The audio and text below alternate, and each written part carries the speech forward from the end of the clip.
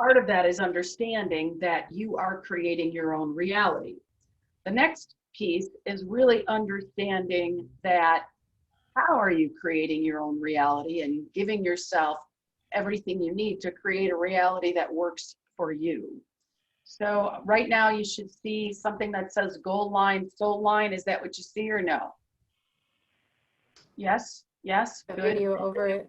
Uh-oh, we don't want the video. We Yeah, don't want the video. video. Okay, good. So a lot of what we've been doing in the last 2.5 days is getting you in touch with your soul line. We've not been setting specific measurable results. We've not been doing left hemisphere structure, but right now we're moving into left hemisphere structure. So this is in your workbook. And one of the things that I'd like you to start to fill in your workbook is what are the things along the soul line that you want to make sure you do, whether it's meditate, yoga, pray, walk to the mountain, eat vegan, whatever it is that nurtures your soul. Take 2 minutes. We're going to give you 2 minutes, and you're going to fill out the goal line, soul line, just brainstorming. This is not homework. You don't have to hand it in. No one's going to see what you're doing. We're not going to come to your house and police sergeant you. So just write down the things for you that would really nurture your soul. For some of you, it might be naps. For some of you, it might be going to bed at 10 o'clock at night. So we're going to give you 2 minutes. Actually, we'll say 2 minutes. And just write along the soul line.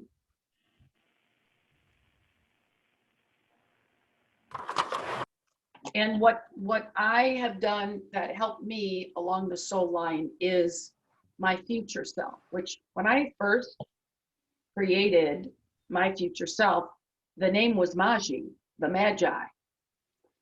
And then somewhere along the line, and my nickname was Margot. People like Sandy and other people started calling me Maj. And Maj turned into Magi. And then my coach was like, why do you have 2 separate names? And I was like, you're right. I'm 50 years old. I should pick one name. And I picked Magi. From a numerology standpoint, the spelling was very powerful. It's the number 11, which is boils down to be a number 1. And there's some very powerful spiritual teachers who've had that number in their name.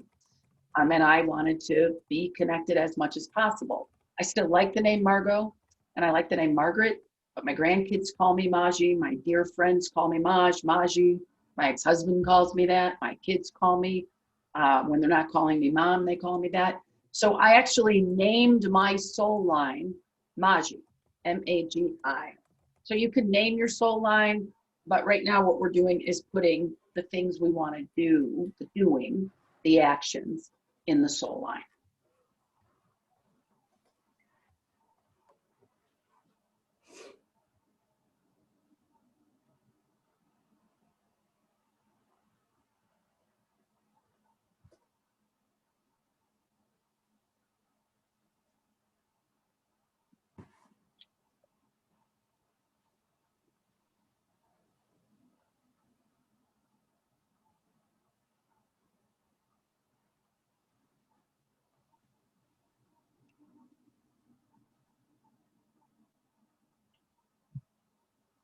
So that's time. What happens when everything's about the soul and nothing's about the goal? Nothing gets done. Nothing gets done. What else? I don't think you realize that you're even happy because you're missing accomplishment. Out of balance.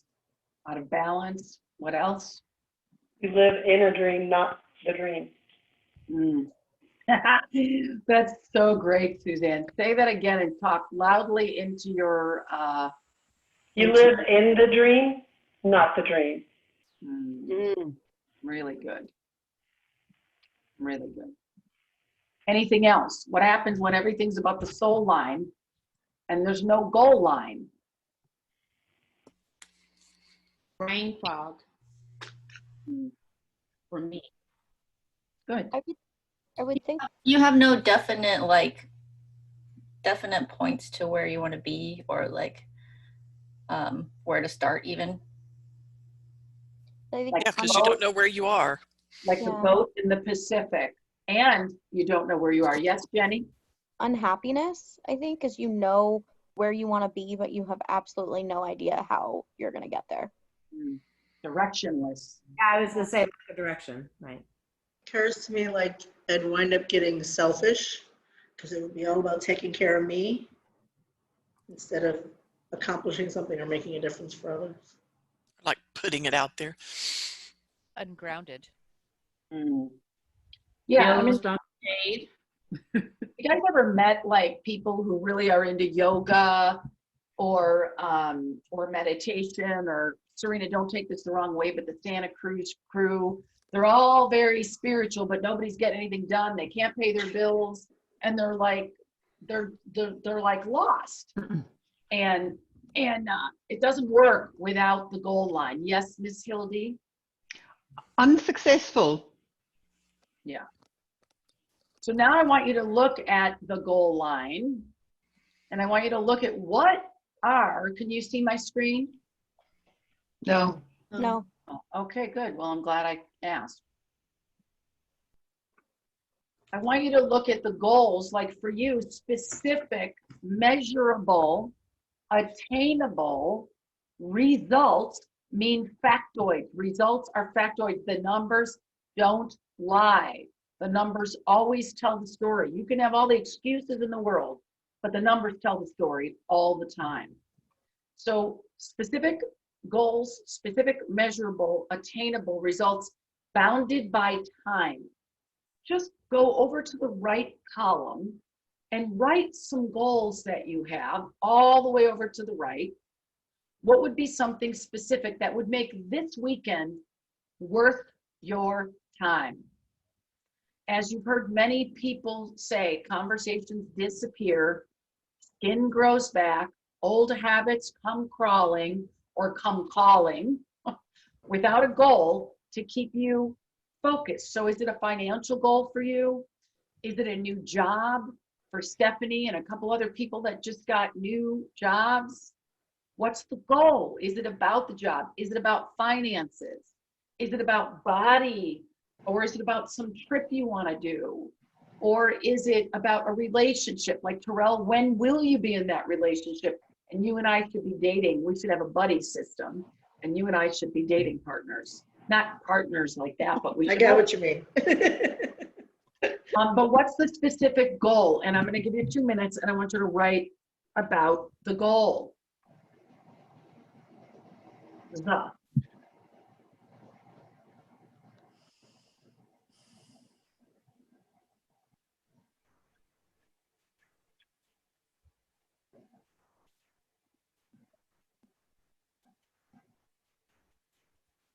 And remember the future self when you're writing the goals. What does she want?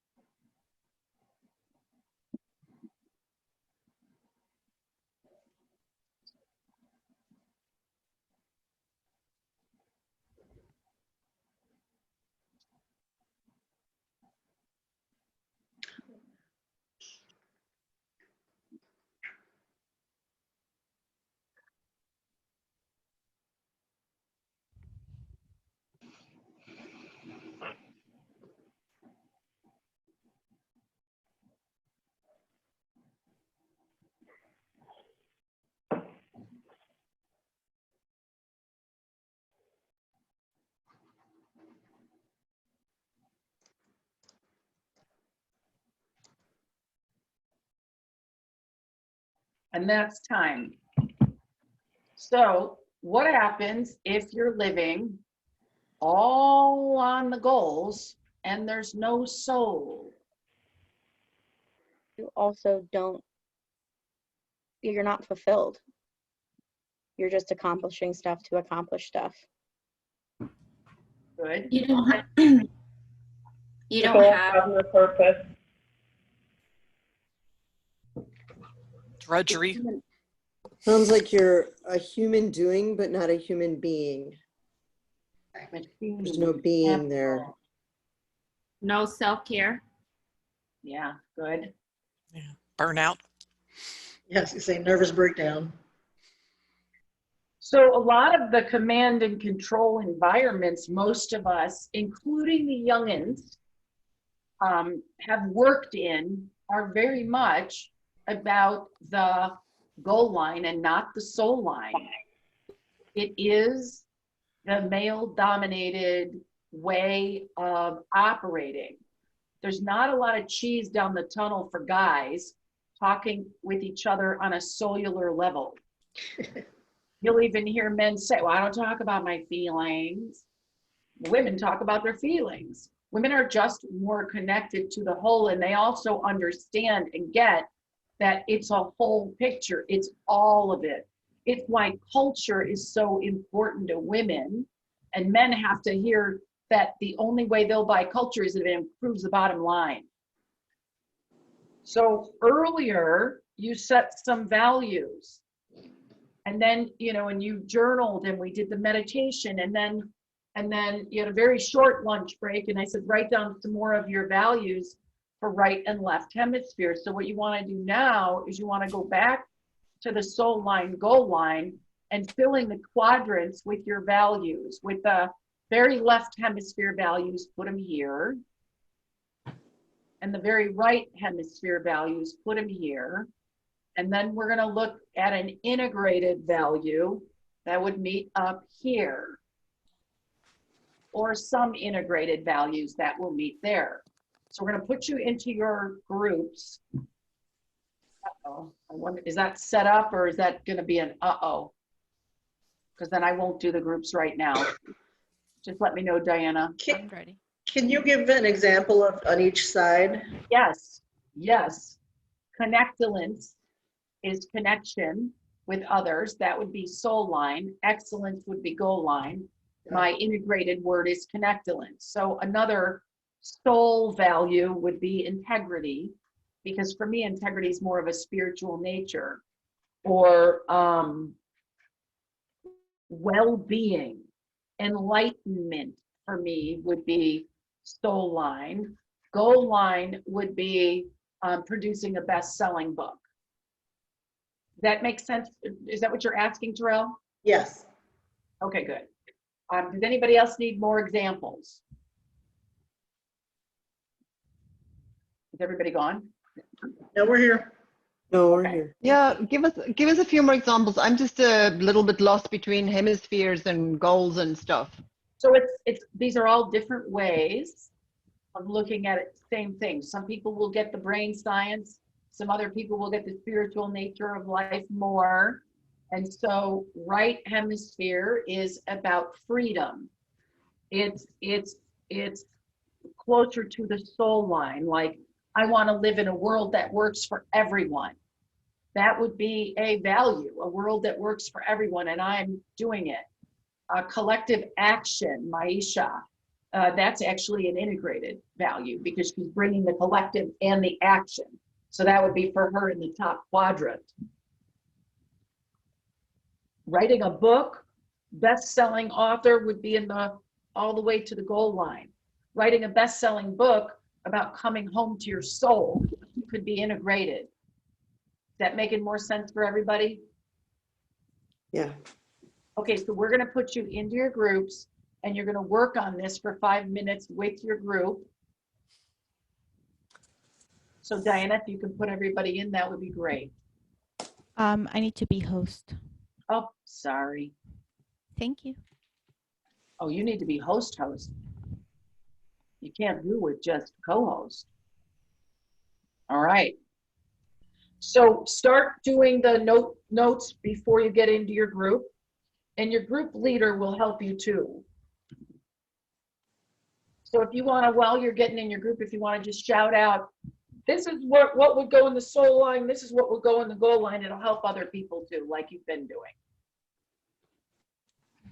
And the goal line wouldn't be a general one, like, because to me, producing results, or would I have to have a specific result? What do you think, Ms. Terrell?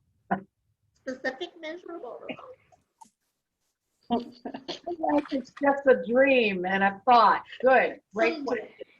Well, Is authenticity soul or goal? what do you think, Hilda? You know this So answer. Yeah, I only have soul ones. Okay.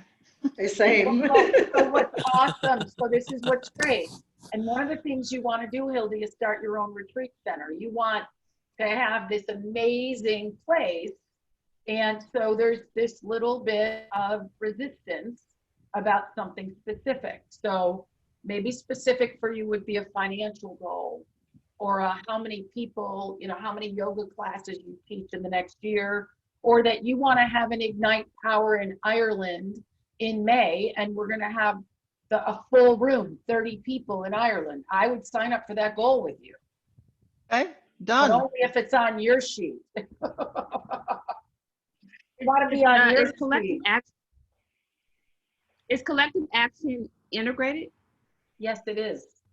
Because Okay, perfect. it's bringing people together for a purpose.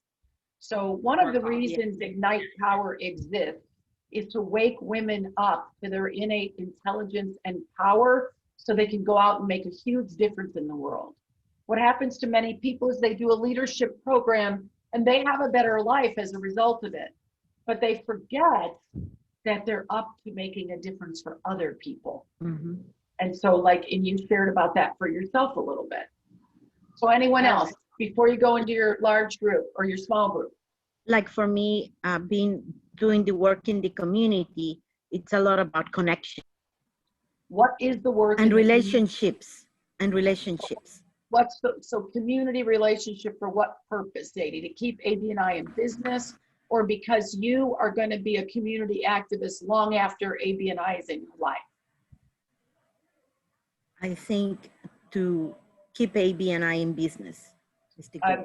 Then your community work is probably integrated, because it's for the purpose of keeping ABNI in Oakland. I tend to think it's more than that for you, but we can talk about that offline.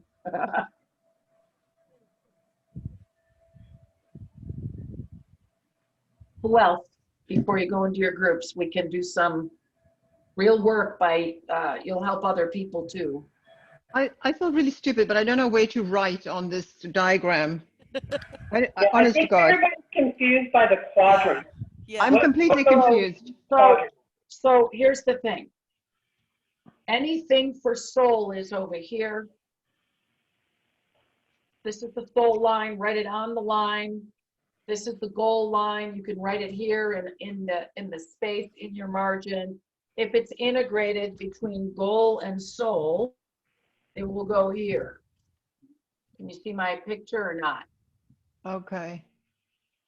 Not All right, anymore. Let me show you on the, That's what pencils are for. well, I don't know that a Live pencil. dangerously. I'm using a pen. I have a pen. Can you see this screen here or no? Nope. 'Cause you're Not not yet. posting anymore, right? Okay, so if it is soul goal, it goes here. If it's only goal, it goes here. If it's only soul, it's here. And I don't even use this.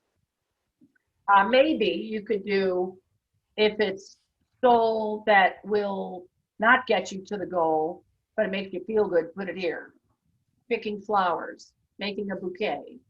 If it's soul that you know will help you get to your goal, but this is the quadrant everybody wants to be in, always. If you just do like workforce capacity or performance, this is like, if this was a performance quadrant, this would be really brand new, not really, it depends on the way the quadrant's set, but this is ideal. This is both. Here is just goal. Here is just soul. Does that help? Yeah. Yeah. So creating a summit of curiosity and motion that also it feels very soulful for me, but it's a total goal. It would be specific if you had how many people were going to show up at that summit and how much they were going to pay to be there. Okay, so that is under goal then. It would be integrated. Integrated. Okay, that would be an integrated goal. So if you're in a financial position, like the truth is, in this program, my company lost money. It was important enough for all of us that there was no way I was going to cancel it. But I'm in the financial position that I could lose money. If you're not in a position that you could do a summit and put all the effort into building it and pay people, you've got to have a financial number on that. So if it's just for you, just the summit, if 5 people show up at the summit, you'll be happy, then just the summit itself is right for you. But if you want to do a summit and record it and then put it online and have people pay for it, you see how different that gets and how more concrete? So that's a great example, Serena.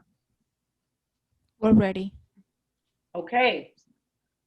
Go to your group leader. See you in 5 minutes.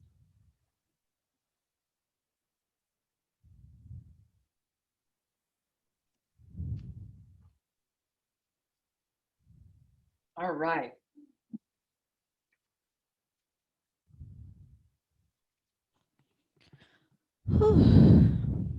I know. Okay. I resemble that. How do you feel? I feel much better now that everything's out, honestly. Like my body's like, thank you for just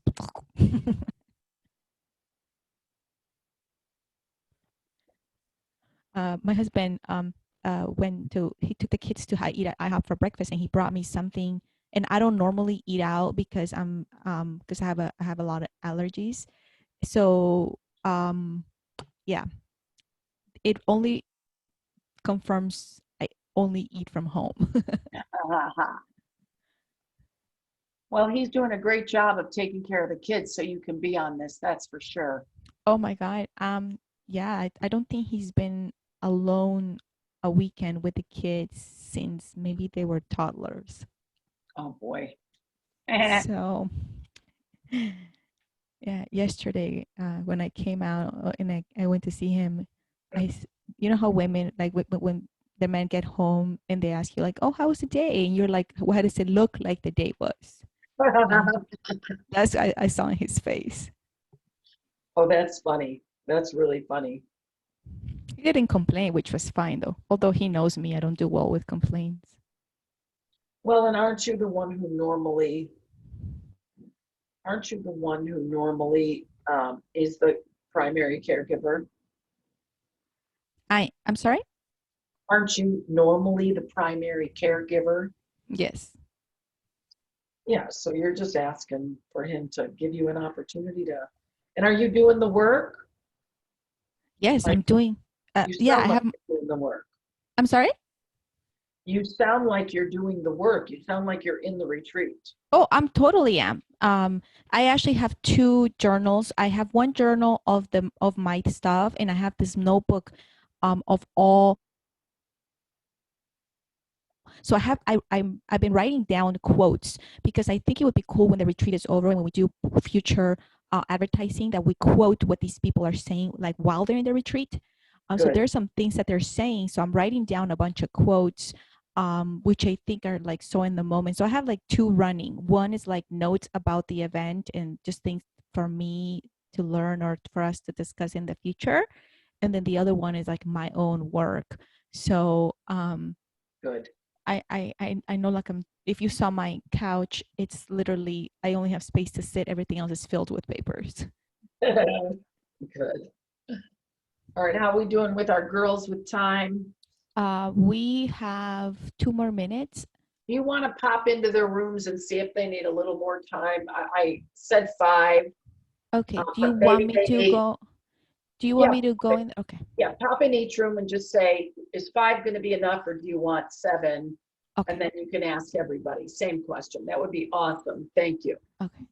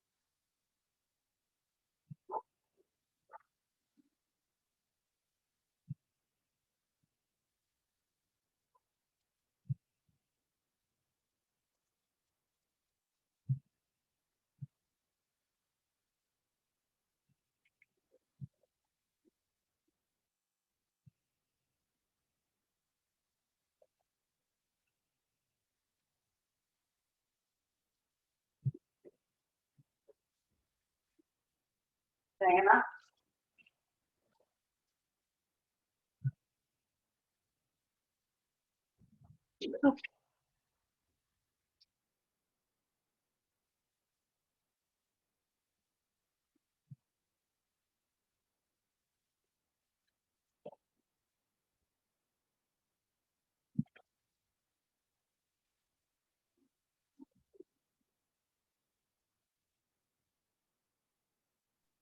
Okay. Consensus is they need 7 minutes preferably.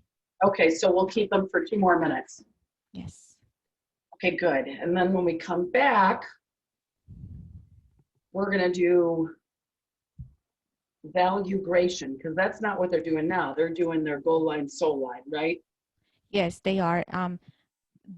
I think that the group leaders are doing a great job because there's a lot of like repetition. Like, let me make sure. Let me make sure. Let me make sure. I think. Yeah, they need to be handled. And you cannot do this program without group leaders. Yeah, and I do think, I think everyone does really good with like a concept, but when you like take 4 concepts, there was like, oh, Yeah, well, that's okay. it's good. I'm working on mine. Yeah, well, stop talking to you then.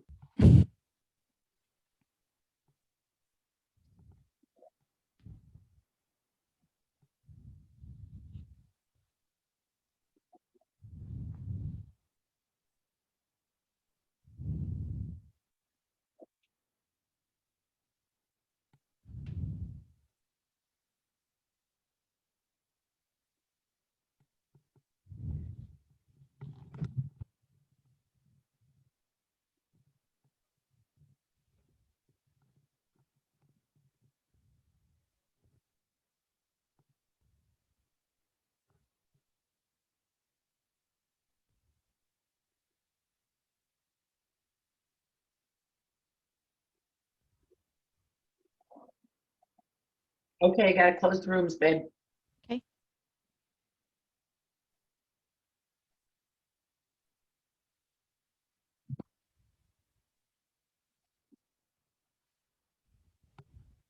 They've got 44 seconds.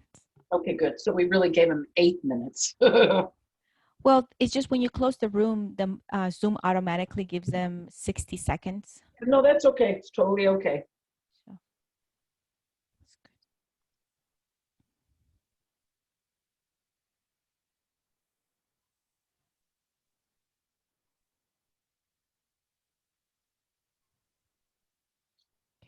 They're all back almost. Okay, welcome back.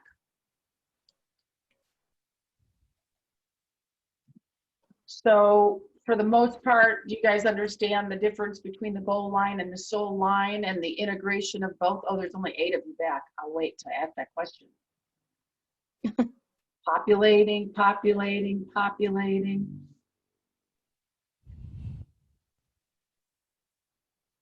We're back now. Okay. So for the most part, do you understand the difference between the goal line and the soul line and the need for both? Thumbs up if you do. Whether you filled it all out, that's a different question.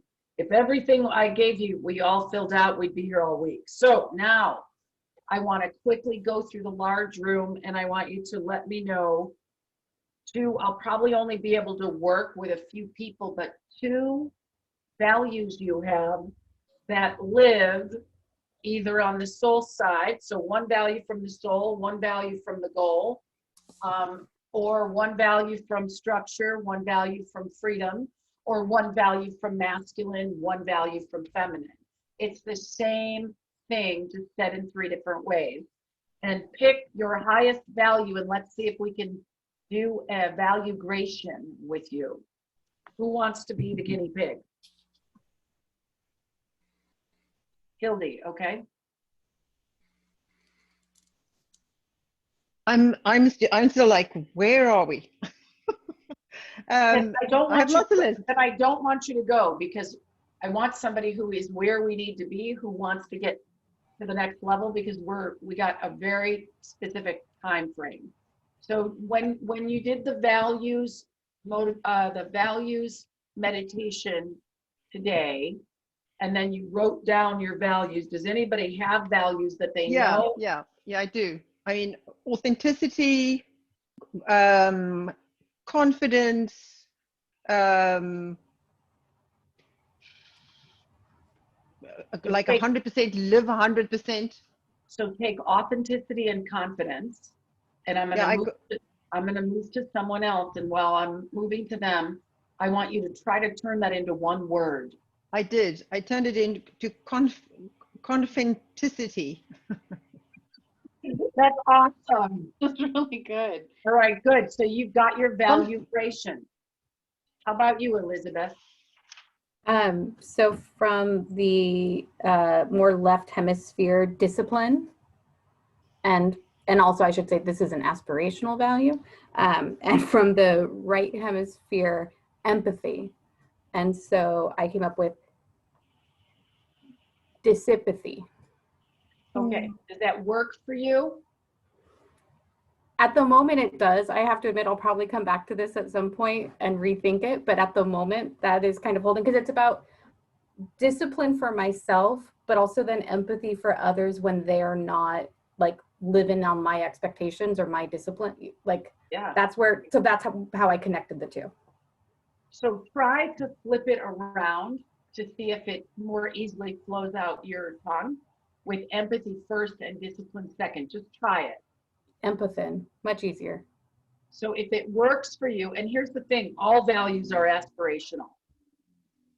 Listen, we don't just show up one day and suddenly I can't have that value until I am perfect at it. No, we're never perfect. So good work. Who else? I'll go. Okay. I also had authentic because, being true to myself and respect and loyalty, like all of the other values that I listed kind of came back to being authentic anyway. And then on the other side is accountability, or being accountable, not only for myself to be authentic, but for the people around me to hold them accountable for their values.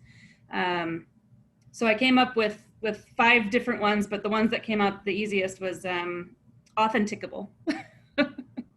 Good. Tell us the other ones just so people can kind of get how to do this. The first one was authentic accountability, which was way too long. And then I shortened it to authentic countable. And then I flipped it. Well, I did the middle one, the authenticable, which is what I came back to, but I flipped it and went account-authentic, and then account-authentic. But then I came back to account-authentic, or sorry, now I'm lost. Authenticable is what I came back to.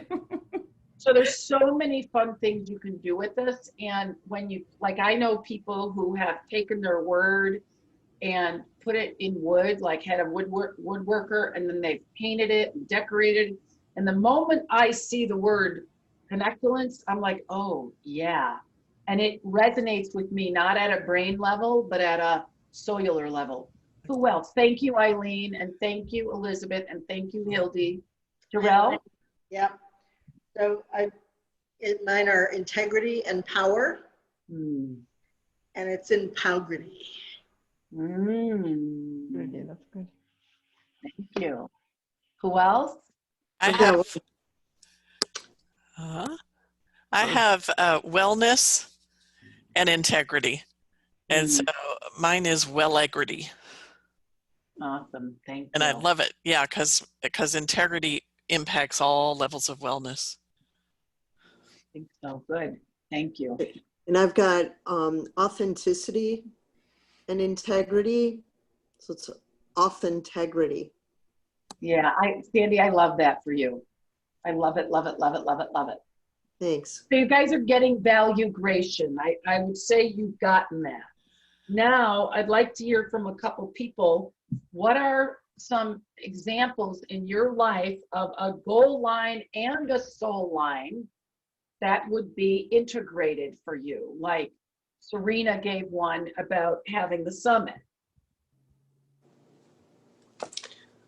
I have one. Okay. The soul line is generosity. And the goal line is, my mother has been losing her teeth and she doesn't have the wherewithal to replace them. So doing whatever it takes to have my mother get teeth by her birthday next year. When is her birthday? December. December what? 25th. She's a Christmas baby. So December 25th, 2021, you want to buy your mother teeth? If at the latest, yes. Okay, great. So that is a perfect example. I don't like the word perfect, but it's a connectulence example of something. And you see, it's not about you, Terrell. So all of the stories that come up or the insecurities that come up about being able to afford that, it's going to be super easy for you to say, thank you for sharing, but I'm doing this. That's great example. Thank you. Who else?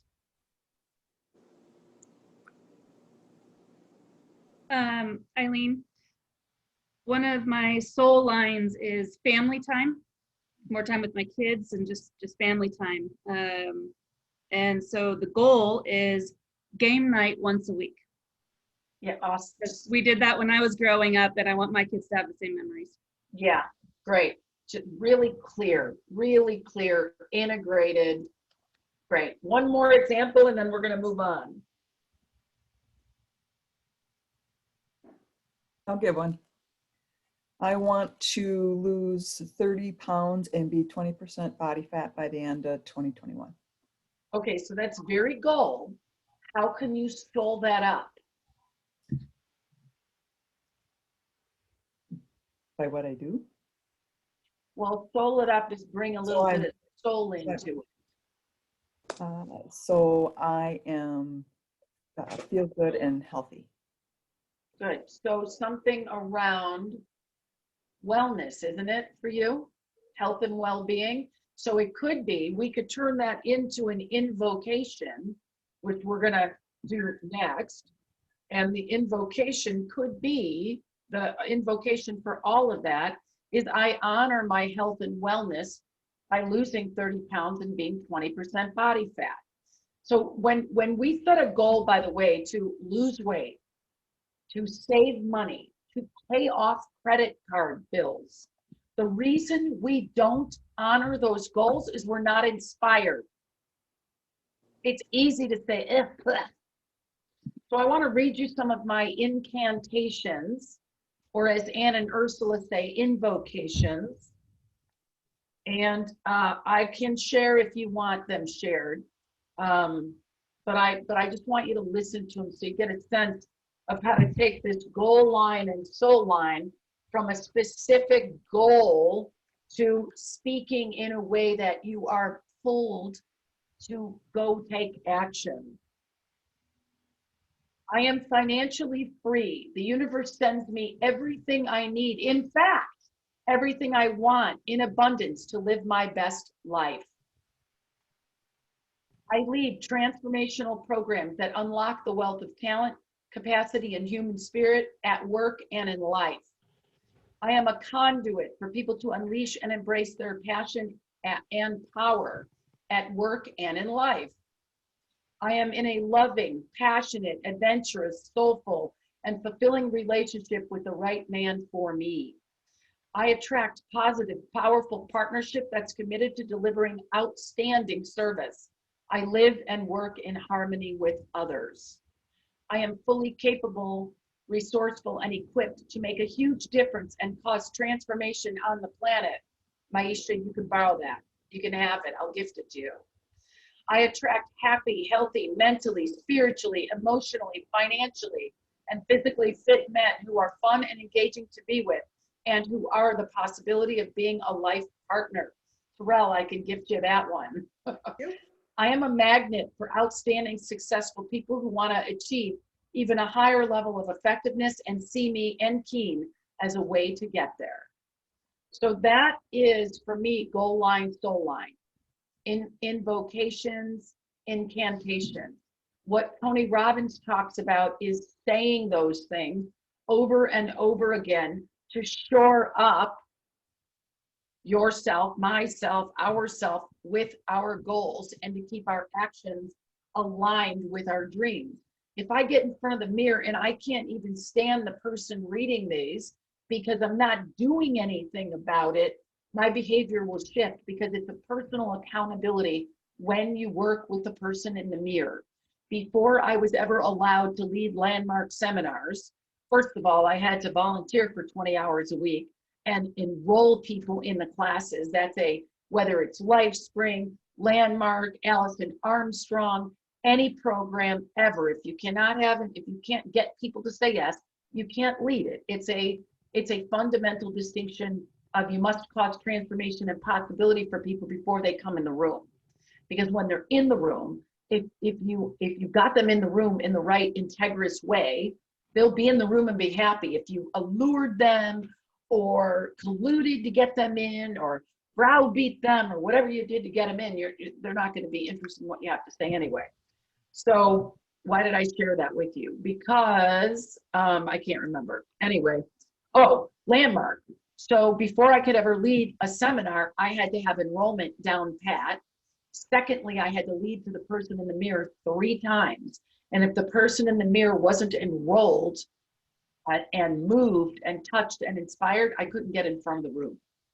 And you don't take on being a landmark seminar leader without having your integrity in check, because you have 200 people that are counting on you. And if you don't produce it for yourself, you can't produce it for anybody else. So invocations, incantations, they're not affirmations. They are written very specifically, calling forth action. It's the same way we're supposed to do purpose, Lisa, when we're doing role analysis and CPRs. Same way we write those role descriptions. It's calling forth. So I'd just like to hear from a couple people, what's the power of soul line, goal line, and invocations or incantations? I'm sorry, ask the question again.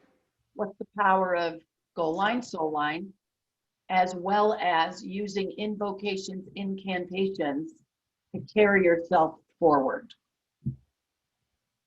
Anybody? It's like what you just described in the Changing your mirror. thought. Being able to look at yourself in the mirror, or be able to enroll yourself in what it is that you're trying to create for yourself. You got to be enrolled with your incantation so that it pulls the goal towards you. Yeah, and pulls you towards the goal, Stan. Right. Actions aligned with behaviors. Lauren, what would you like to say?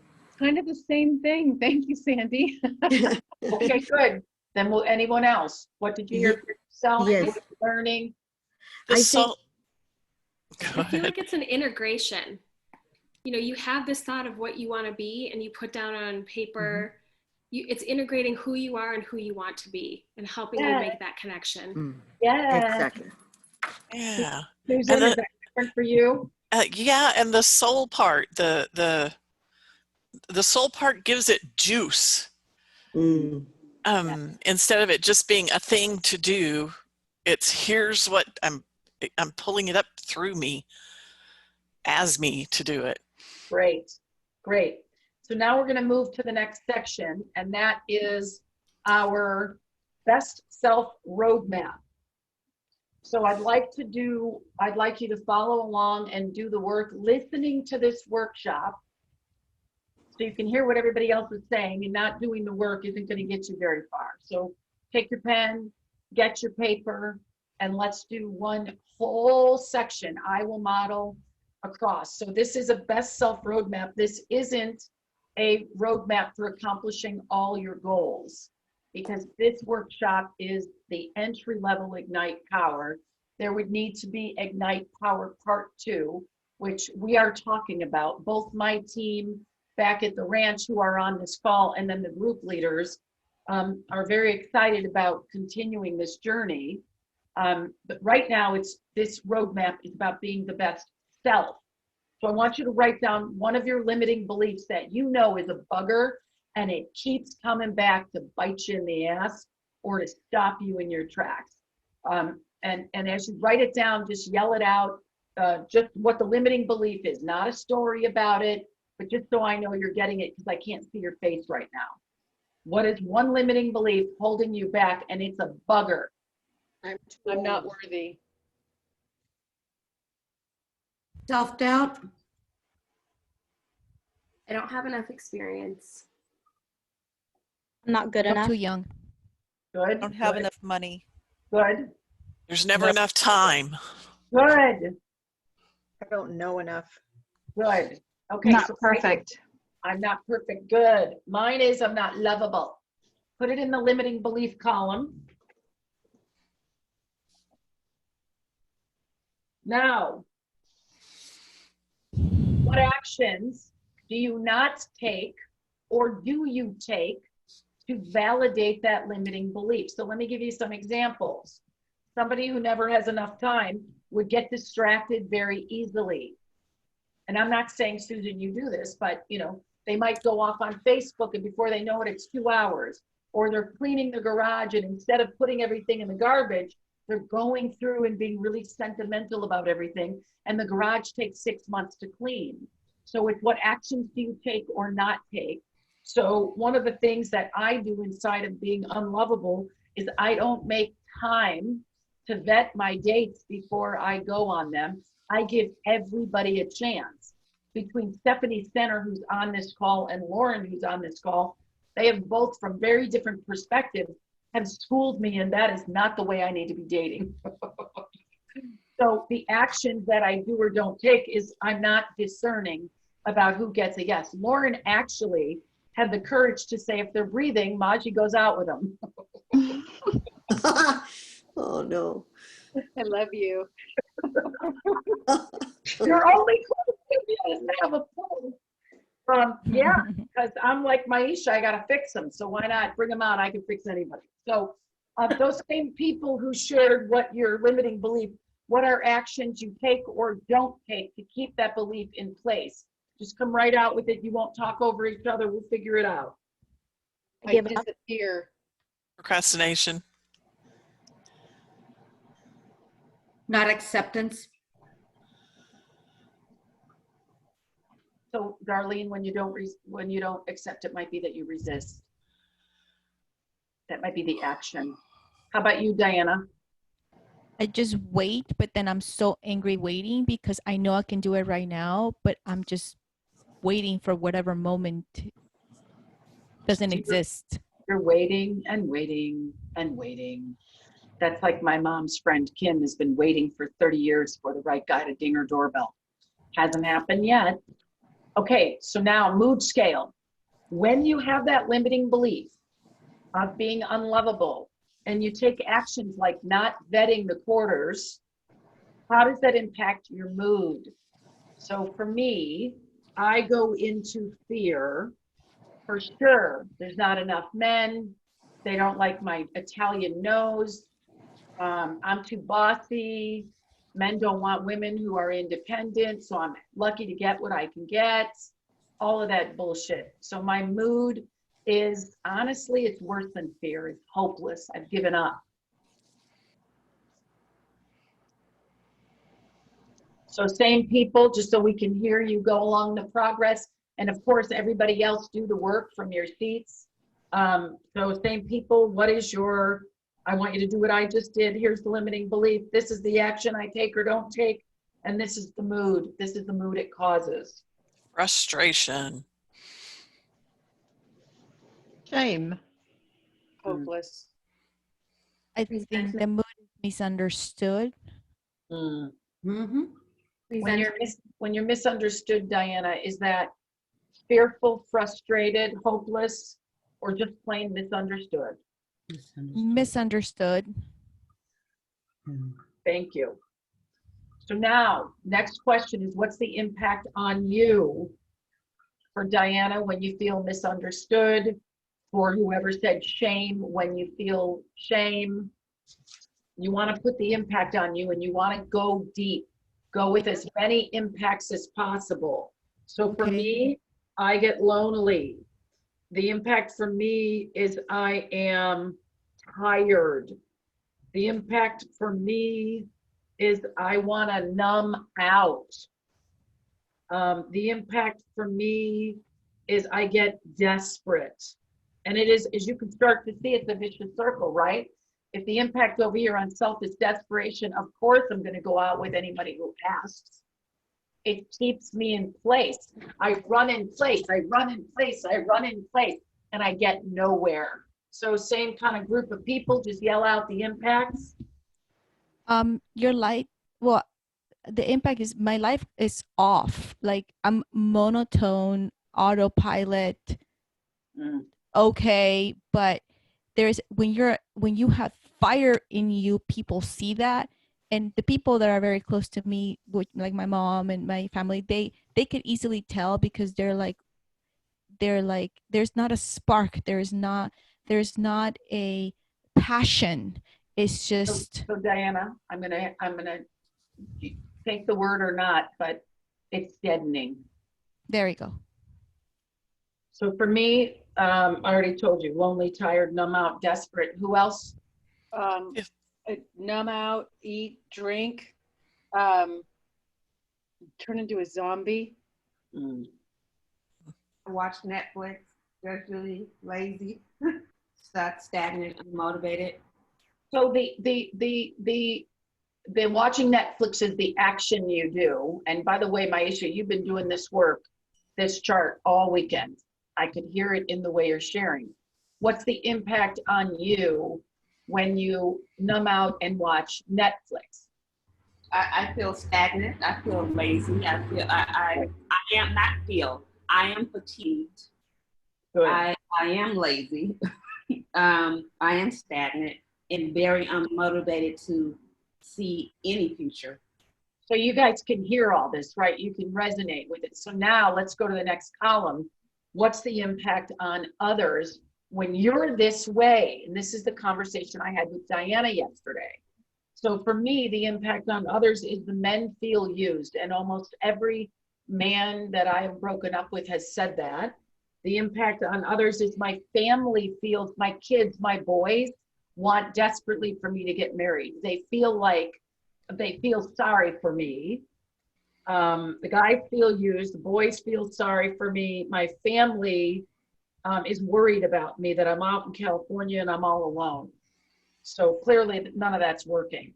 How about you guys? What's the impact on others? People don't trust me.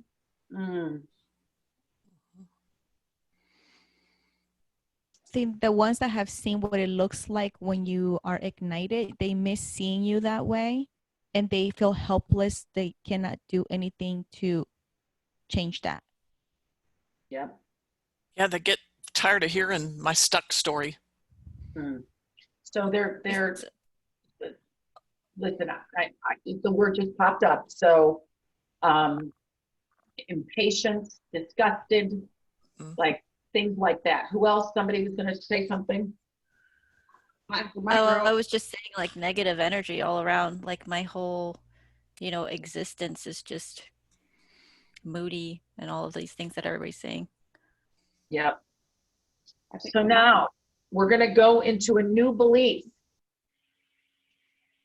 Rather than having a belief that you're not lovable or not capable or not competent or don't have enough time, what's a new belief? And go back to the samples I gave you of the invocations.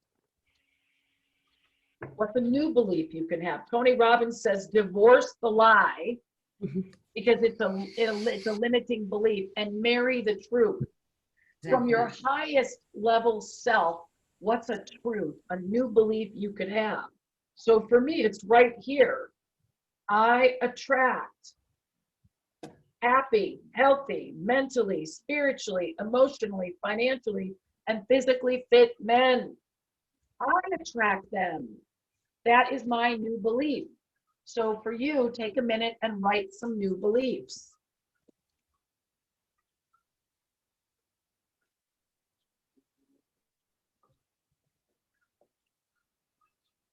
And it's a new belief for the work you've already been doing.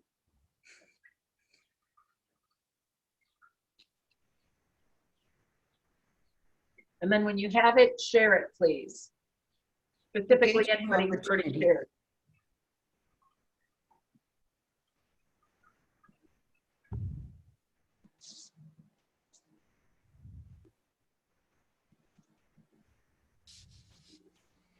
I am ageless to do anything that I put my mind to.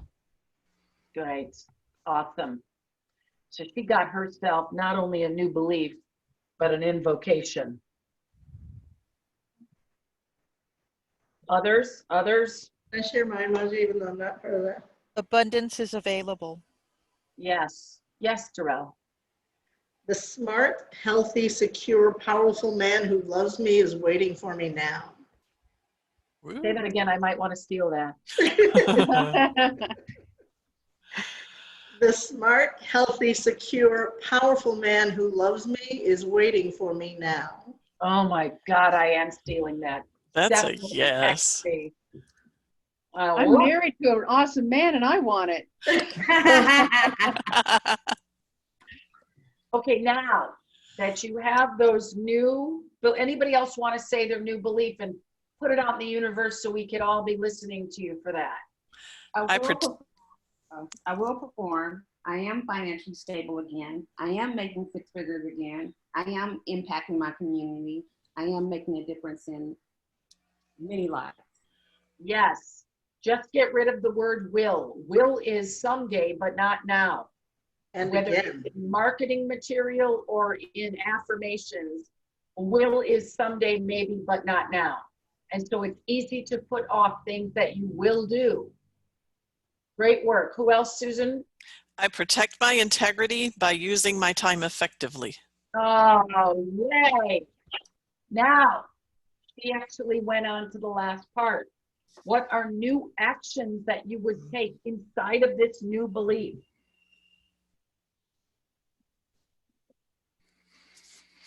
So take a minute, write them down. I'm already doing it. I'm sitting right here. Good. Write down more though, because this is ending in an hour and a half. Can you give me 2 examples for you? Yes. New actions. Be very selective with who I actually go on a date with. Talk to Lauren because her husband's gonna check out anybody that I say I have a date with. They've been doing backgrounding. I have a side business. I'll give you a call. Stephanie Stenner, who is on this call, is offered to help me do my dating profile. Who else? I'm gonna partner with Terrell. Yeah. And we're gonna be each other's dating coach. Like we're gonna be a, what is it called? A Dating buddy. We'll be Yeah. dating buddies. Can I sign up for that? Yeah. Sounds like a accountability partner in dating. Sounds like a mastermind, a mistress mind. Yeah. Yeah. That's awesome. Sister mind. Sister mind. Good. I love it. Sister mind. So I'd like a couple other samples of the new actions. I'm going to set a quarterly meeting to check financial funds. Okay, don't say going. I set a quarterly meeting. Thank you. Who else? For help. Brittany, I only heard one peep. Can you hear me now? Yes. I ask for help. Yes. Yes. Yes. I set time to meditate and connect to my real self. Yes. Oh.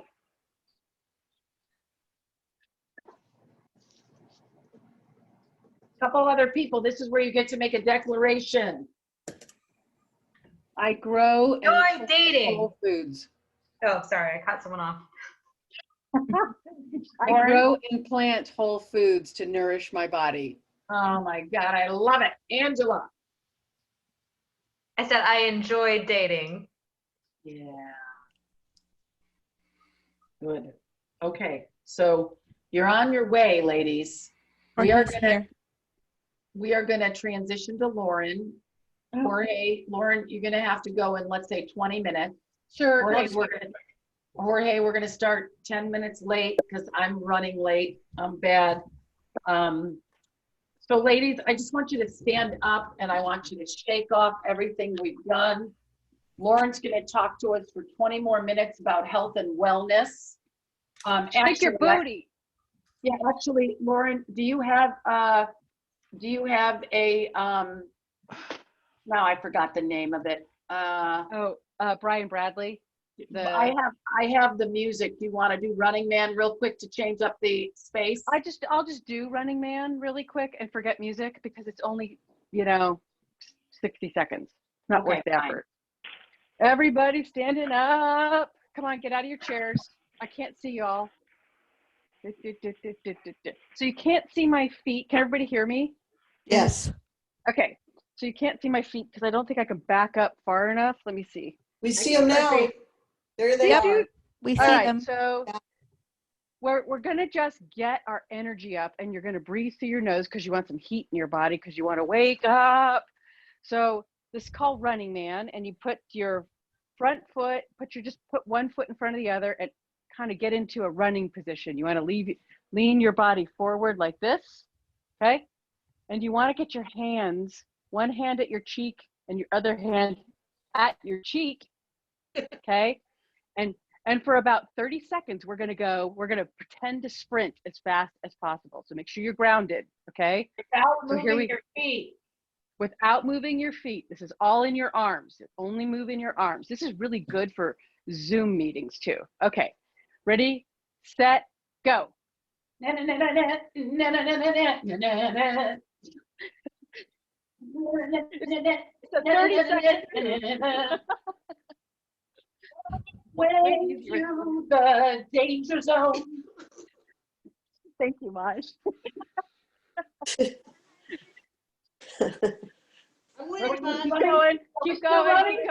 going. All right, stop. Thank you. All right, now you're going to change feet because you got to make it even. We got balance, remember? We're doing and balancing. All right, so where was I? Like this. Okay, ready, set, go. Na, na, na, na, na, na, na, na, na, na, na. I went to the danger zone. You guys are doing great. Keep going. We're almost there. Danger zone. You're going to be a little winded. It's okay. All right. Sorry. Okay. I need to go get more exercise. That was awesome. Thank you. You're welcome. All right, I want to see all of y'all. Bad that I'm tired? No. I love that. I'm You're supposed to be. invigorated now. I'm invigorated. There's a couple more exercises that go with that to help I'm you out of shape. straighten up your shoulders. No, everybody's out of shape when they do that. Hold on. I want to see everybody. So, hi, everybody. Hi. Hi. So I'm going to spend 20 minutes apparently just talking a little bit about my story. So I'm still breathing really heavily. Okay, so I haven't been able to talk with all of you, or I haven't been in a breakout room with you, but I've watched you in the big group, and I just wanted to say you are awesome. Like the stuff we've been doing this weekend has been hard and fun, and it's been just an inspiration to hear all of you. So you guys are doing the good work, and the world is super lucky to have you.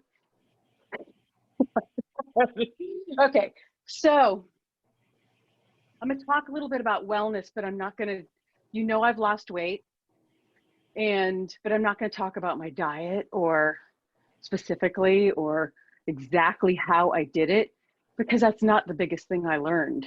As you know, I'm a coach with Keen, and I'm also a retired executive. 2.5 years ago, I retired from a public agency where I had started off as the office manager, and by the time I retired, I was the executive administrative officer with a small staff. And you know, I couldn't have done it without Maji's coaching. We hired Maji 10 years ago. That's how I met her, and we hired her for culture, and she ended up being my coach for 10 years. And she made a huge difference in my life. Thank you, Maji. And I learned all the values things and the internal stuff, and I forgot half the things after 2 weeks. And like everything that's going to happen here today, all that you're learning may go out the window. I don't know. But over and over and over again with the coaching, I got to remember who I was and what I was up for. So I thought I was doing really awesome. So by the time I retired, I like to say that I was an empty sack. So it's not very attractive, but I was about 70 pounds overweight. My soul was empty. My heart was empty. I felt awful. I barely limped into the last day of work. And I feel bad for the people at work now because of how much changed for me since then. But at the time, I did the best I could. But it was, by the time I got done, I retired on March 9th, which was my birthday. It was a Friday. And I turned 55. And I thought I was going to wake up healthy. I thought my battery was going to suddenly fill up with one good night's sleep, and that I was free from work for the rest of my life if I chose, and that my soul would be full, and that all my emotions would be balanced, and all this. That is March 10th. I woke up and I had a hangover. I ate too much barbecue, so I didn't feel good. And I was just as miserable as I was the day before. My soul was not fuller. My emotions were not less erratic. And I was still 70 pounds overweight. I don't know about you, if you ever wonder if you're going to wake up thin, but sometimes I really thought I was going to wake up thin. And then I thought, oh, a little bit of time will help. Well, it didn't. It got worse. I felt hopeless. I was below the line so far that it was blackness. And the funny thing was, I couldn't see it. I knew I was unhappy and I knew I was unhealthy, but I had no idea the depth of it.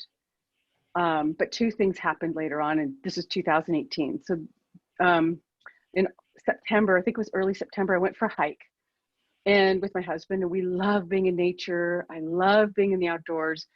And I went for this hike, and it was supposed to be easy. That's what all trails said.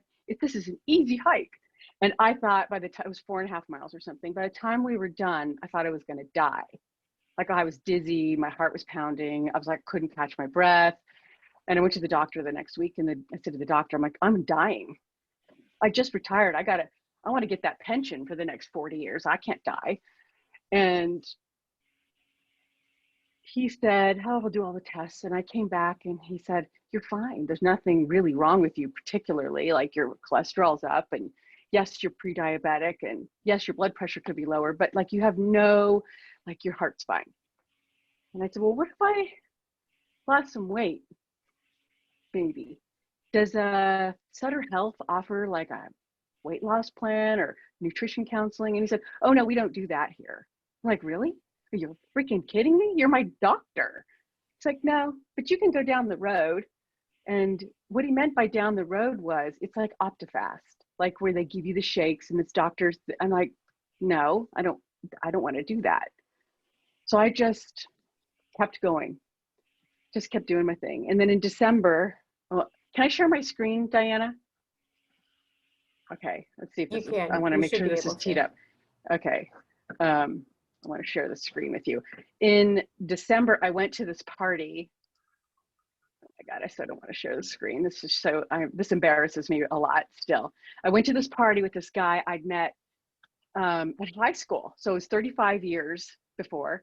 And my husband, I said, husband, take a picture of me and Russ because, you know, I'm going to post it on Facebook. So my husband takes this picture with my camera, click, and I get the camera and I'm like, I'm all looking cute, you know, my hair's all cute, wear my cute black top, my cute jeans and shit. Okay, so I get the picture and I see it. And you don't need to see my, yes, I want to see my desktop. Let's see if this is it, share. Oh, for goodness sake. It's telling me to open my system preferences. I can't just share this picture with you. Yeah. Shoot. There's this picture of me and I am huge. Like, and I'm smiling in this picture and I felt really happy to be there. But when I looked at the picture, what I saw was somebody in misery. I was bloated, coming out of my clothes kind of. And I didn't recognize her. That woman sitting on the couch next to this guy named Russ was not the person that I thought was inside. I didn't know that person was even in the room. Such a disconnection between who I thought I was and what I could see. And I couldn't see it without a picture. And so here's the funny thing. This is what I said to myself. I don't want Chris to see this picture. That's my husband. He lives with me and sees me naked every day. Like, he took the picture, but like for some reason, like if you see this picture, he's going to really see who I am. That's how disconnected I was with myself. Oh, it was bad time. That was November. December, I figured out, I discovered a way for me to eat that made sense to me. I've been on every diet in the world, and this one was more of a way of eating and a way of teaching how to eat that's whole food. That's it, whole food. I mean, like, not a rocket science thing. And I started to eat like this, and their basic concept was eat 3 meals a day and eat whole food and eliminate the junk in your diet, like no processed. I'm like, okay, I'm going to give it a try. It took a year and I followed the thing exactly. And by the end of the year, I actually lost 80 pounds, but it was too much. So I gained back 10. I hit my goal weight, and I don't have a goal weight anymore. I have a right-sized body weight. I live my quality life body. That's this one. The one that danced yesterday, when it gets up every day, is my quality life body. What got me really saying yes to making this gigantic change in my life was that I was regretting my life. Like, I wasn't getting on the ground and playing with my granddaughters, and I wasn't hiking in national parks in a vigorous way. Like, I thought I was going to die on an easy trail, and like, that was a wake-up call for me. I just didn't know what to do yet. And I was in the abyss. Like, it was dark and heavy and ugly where I was living inside my mind. And no amount of spiritual practice, for me, no amount of emotional management, no amount of reading about it was going to change anything. I had to take some sort of action to improve my life. And frankly, the low-hanging fruit, pun intended, was my body and the food I was eating. After 4.5 decades, you'd think I would know better, but I did not. So I decided to know better. I just decided to stop being a rebel about it and think I was a know-it-all. One of the things that gets in my way is to be a know-it-all. And so I lost all the weight. But what my food taught me was, yes, eat whole food. Yes, eat it. But it was about how I was going to create structure around my food that I refused to do before. Structure around my life that created a healthful way of living that honored who I was. So I hate, okay, can I say this? I hate cooking. That doesn't work for somebody who needs to eat good food. So for 6 months, I got really mad. Like I would chop vegetables, beep, beep, beep, beep, beep, beep. I'd be really annoyed that I had to do it. And you know what happened? A miracle happened. It was like wax on, wax off, Karate Kid, wax on, wax off. I discovered that because in order to do this, I had to eat 3 meals a day and I had to make my food. And I discovered that I should have been doing it all along. What? I had boundaries all of a sudden. Like, oh, I'm sorry, I can't do that. I've got to eat this. These are my meals. And I could make decisions easier. Like my husband would be like, let's go out to the pub because we like craft beer. And I'm like, I'm not doing that. I'm not drinking for a year. I'm not I can't. That's too much of a challenge for me right now. I haven't learned how to eat well enough yet. It was just, I was so determined to live a quality life that I could get on the floor and play with my granddaughters, my why, my sole reason to meet my goal reason, which is my quality life body. Lose some weight and live your life. Because if I didn't do it, our lives are created and end with experiences we remember. That's it. Not the crap you buy from Amazon and not the cute outfit you wore, but the experiences that you have with people, with the places, and with the values that you hold. And I knew at my core that I was not living with my values. And when I died, if I didn't change something, I was going to have a life of loneliness and sadness and regret. And that is just not okay. I got another 50 years on this battery pack right here, and I better figure out how to charge it up. So remember I said I was an empty sack. When I retired, I think of a burlap sack that's just like, there's just nothing in it, and it's supposed to be all full and round. At the end of the year, I didn't even try. Honestly, I was just full again. Like if you ask Maji, like you're a different person. That's why she asked me to talk with you about what's possible when we put ourselves first. And I think I want to say, I know I don't have much time, but I want to come to this. The thing I learned about my food was that when I put myself first, I stopped putting myself last. And that nature's operating instructions for you are basic. Feed your vessel, fill your body. If you let your phone go dead 3 times a day, you wouldn't be able to function. Why do you let your body go dead 3 times a day by not eating on a regular basis? And that's what I learned is that, oh, I had to create that. Like this absolutely has to happen.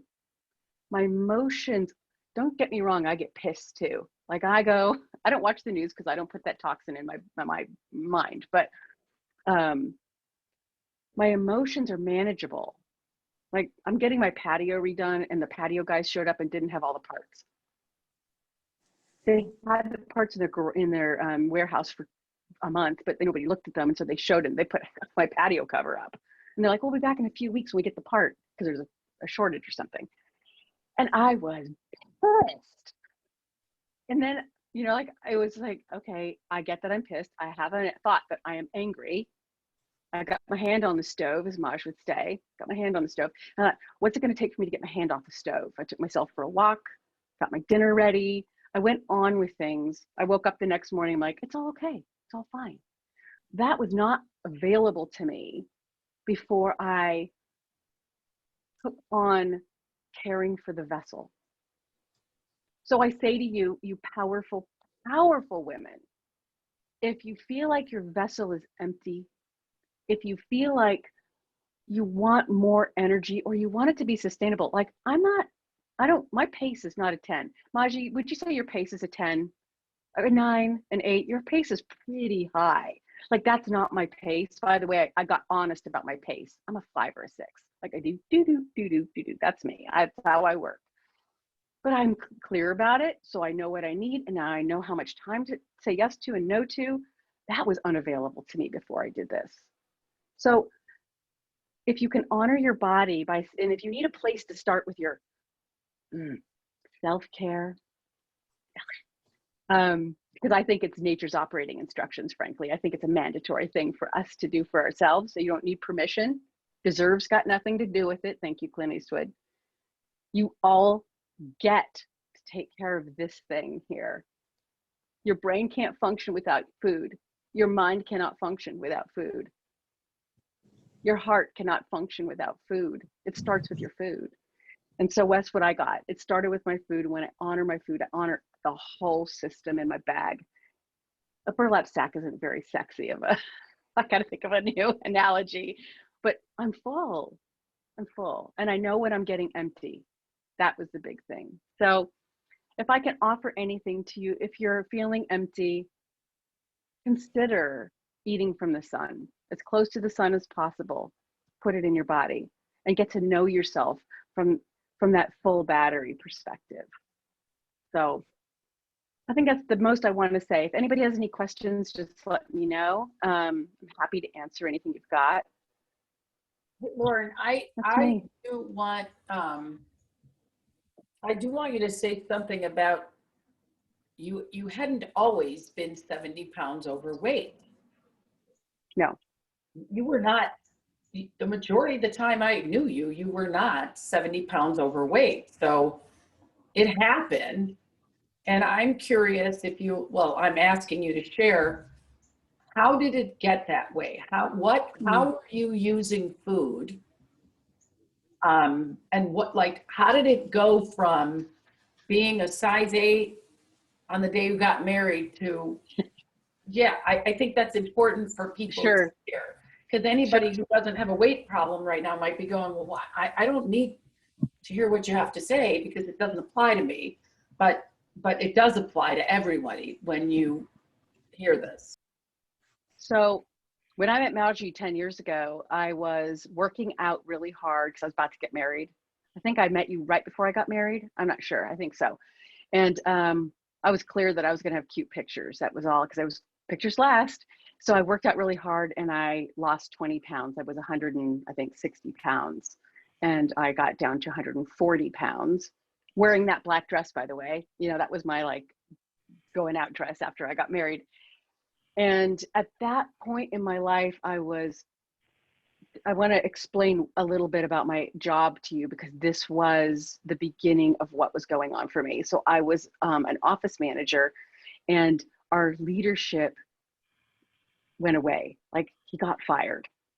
And I went to the doctor one day and I came back and the boss was gone. And I was the second in command. And so then I had all this extra responsibility. It was really important to me. I have never been to college. I don't have a degree. I'm smart cookie. That is my belief. I am a smart cookie who figures stuff out, and I'm super resourceful. And yes, I can do that. I said yes to everything. The thing is, I said yes to everything. And as the years went on and my title grew, my responsibility grew, I had no way of managing. I did not understand how to take care of myself. I didn't eat right. I didn't exercise. I said yes to the whole ball of wax. I worked 12 hours a day. And then my husband and I would go out to eat because I didn't feel like cooking. And I I had no concept of what self-care meant, or like I thought it meant getting my nails done and having a glass of wine. Swear, getting a massage. Like I'm self-care myself, right? You know, like I had it all wrong. Like self-care is not that. Self-care is like you just eat 3 meals a day and you just know I cannot be in that meeting. I have to eat my food. You know, like I didn't have boundaries. As the years went by, I just put on a little bit more and a little bit more and a little bit more and a little bit more. And it was a crisis by the time I retired. I limped into retirement. What I see in retrospect, by the way, and I've been up and down and up and down. I've looked good. I've been overweight, but it's always been, I don't know how I got here really. Like it was, I was coping and I didn't understand exactly what I did to lose weight. Like it was still a mystery to me. And while I was growing myself responsibility wise, I was stepping into leadership at work. And I'm sorry, Elizabeth. Elizabeth worked for me. I was so out of control with my emotions and I was frustrated. I blamed everybody for my overweight and unhappiness. I was such a victim. It was everybody's fault but mine. Everybody's. It was work. It was the State of the Union. It was the election. It was my mom. It was stupid people on the road. Everybody was an excuse for me to numb out and eat and not take care of myself. So I don't know if that resonates with anybody, but I'm not perfect, but I sure as heck created and I wasn't, you know, I mean, it wasn't like I wasn't doing personal work either. It was just that this was something I was unwilling to deal with because no one ever taught me how to take care of my body. Seriously. My mom was a bra burner. Woo! I literally burned her bra in a pile of bras in the 70s and then went to school to get a job because she divorced my dad and I was taking care of myself and my brother. And I'm like, okay, well, we'll have macaroni and cheese. And what do we do when we don't feel good? We eat. That was my go-to. Like, you know, that was my deal. I ate to numb out, to take care of myself. So that's how I learned to eat. Like, I didn't eat breakfast until 1 o'clock in the afternoon because I thought it was saving the calories for the end of the day. Like, I didn't get that I didn't really have to count calories if I was eating whole food. So I did stupid stuff like that. Yeah, you're welcome. Thank you. So right before we get Jorge on, I just want to show you one more slide. And this is the 5 keys to neuroplasticity. What the hell does neuroplasticity mean? It means retraining the brain, paving new pathways so you can learn. Now, here's the deal. The kid wrote the program. The adult can rewrite the program. However, the warning label on the bottom of this course is only can the adult rewrite the program if they put the systems and structures in place to retrain the brain. You cannot retrain the brain if you don't do the work.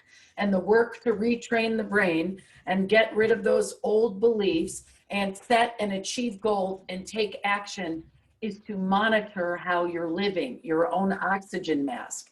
5 scientifically proven ways to retrain the brain. 1, get enough sleep. Go to bed by 10 or 11 at the latest and wake up at 6 or 7 at the latest. Too much sleep is not good for you. Not enough sleep, Tony Robbins telling people he only has 4 hours of sleep, is not good for you. It's scientifically proven. 6.5 to 7 hours a night minimum. If you sleep over 9 hours, you are depleting your body just as bad as you would if you didn't sleep enough.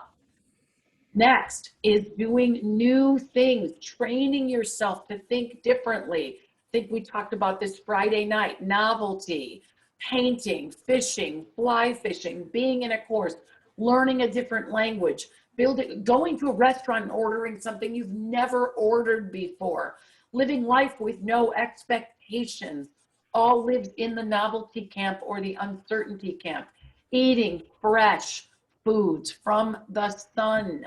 My mom, Rose, you know, you've heard a lot about her, but not one pharmaceutical her whole life. She is a very healthy, she was selling Shackley vitamins and doing Jack LaLanne in the 60s and 70s. But I was raised to eat like this. I raised my kids to eat like this. And sometimes it's work. Now Stephanie is my new roommate. We order from all this farm because that's her industry, is organic food and healthy food. So it's going to be easier for me. But COVID has been wonderful for me because I started cooking again. And now going out to dinner isn't even attractive to me. Moving your body daily and finding time to focus. So we're going to put Jorge on and we're going to get started. But remember the 5 keys to retraining the brain. And that is what Lauren's talking about. That is her journey. She went there through Bright Line Eating and Eating with the Sun. And anybody who wants any support with weight loss, she obviously can help. She's done every program in the world. And the only one that I sustained for her is this. So thank you. I'll stop sharing and I'm going to put Jorge on. And I will spotlight him if I could find him. Did someone have a question, Suzanne? No. No? All right, I have to spot. Diana, let me see if I can't see. Okay, there he is. Yay. Hello, Margie. Hi. Hey. Take us to pave the path to our best self future, please.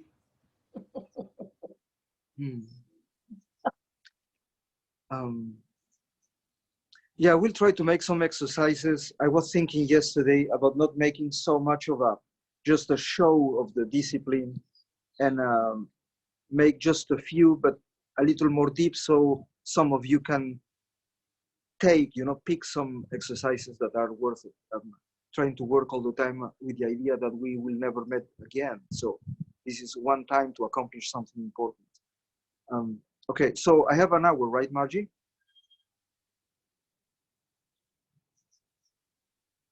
I'll do it as I have an hour.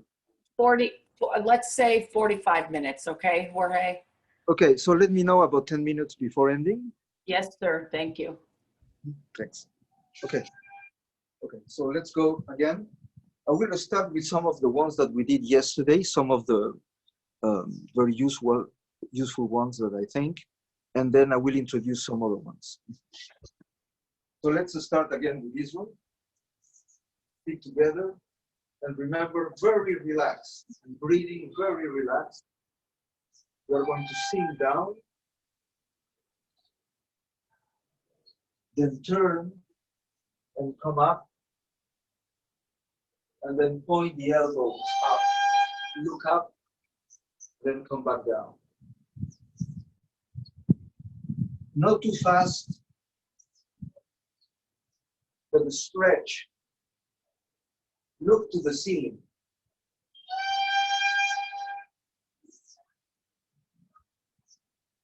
Try to keep your knees together.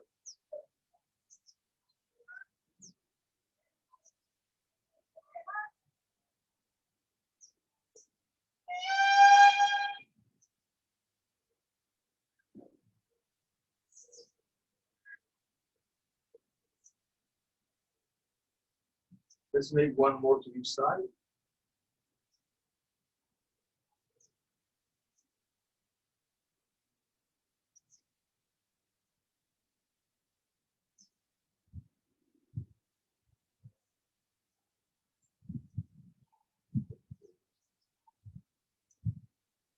Let's make now, with the legs a little bit apart, and the hands to the front. We are going to open as if we were swimming and stretching the front part, the rib cage, as much as we can. And then stretch the back and the shoulder blades on the back. So you inhale here, and you exhale here. But make a very, very stretch, big movement of your trunk.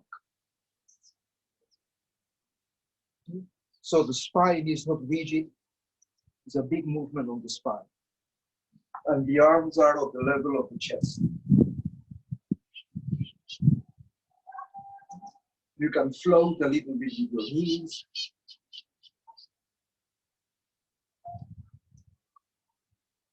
Make it very big as your reach can get.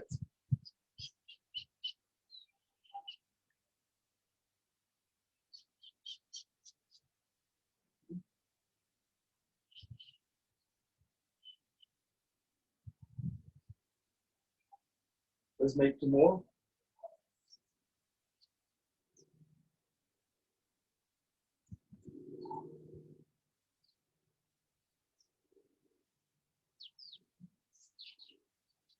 Very good.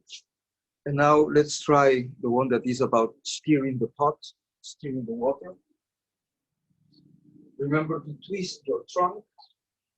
In this one, you are sitting, and you turn completely the light towards the side, and to make a large circle with your hands. So your eyes are following your hands.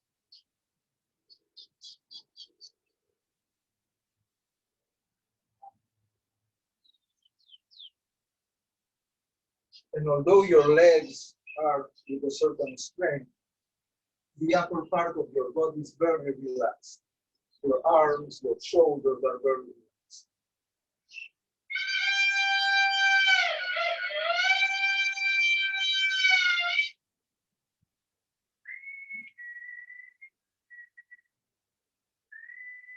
Let's change direction.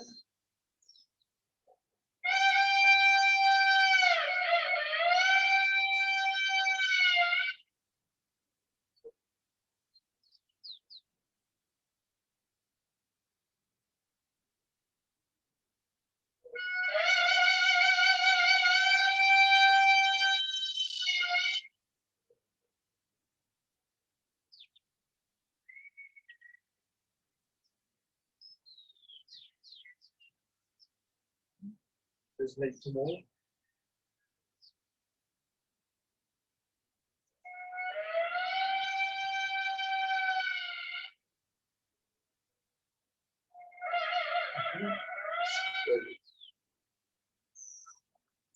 I'm sorry for those strange trumpets, but it's ice cream vendors that go pedaling offering ice cream.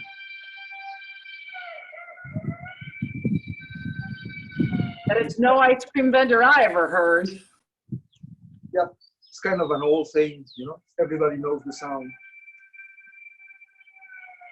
Let's make this one twisting. Remember, always on the back of your hands, not on the back of the fingers, but really deep.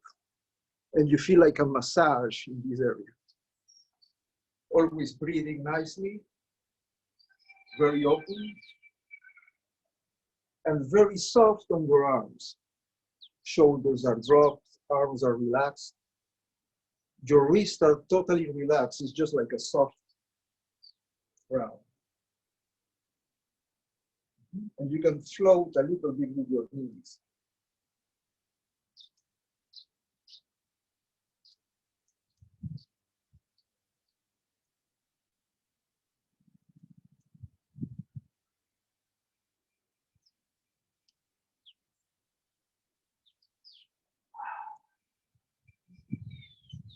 Once you get the movement, you take out tension and it becomes like a flowing massage.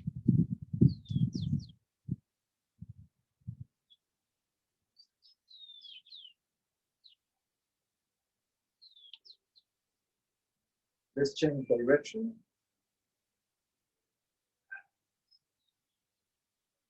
There is never separation. Your hands are touching all the time in different places, but there's always contact.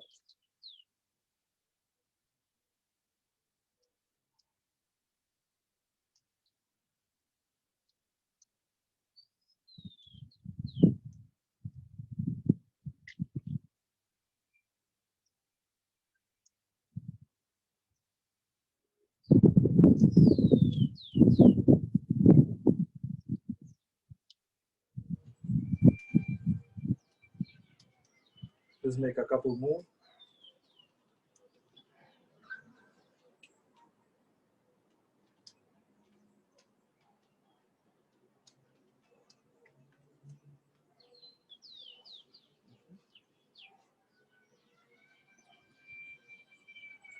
one that we did yesterday that probably the camera didn't help too much. I will make it from back so you can see it better.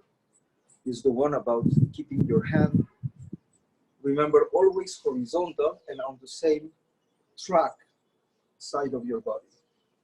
One hand on the back. And we are like feet together. You go slowly. And you press as high as you can. And then you come down.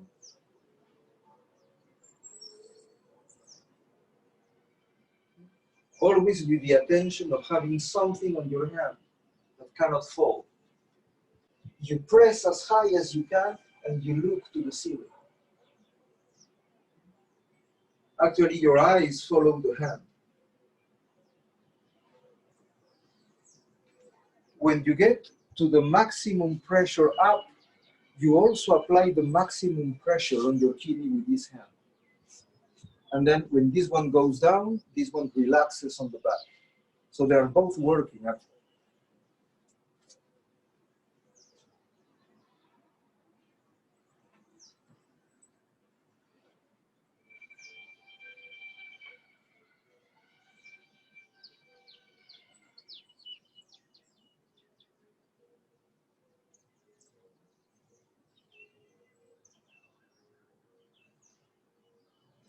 Let's make one more and then change.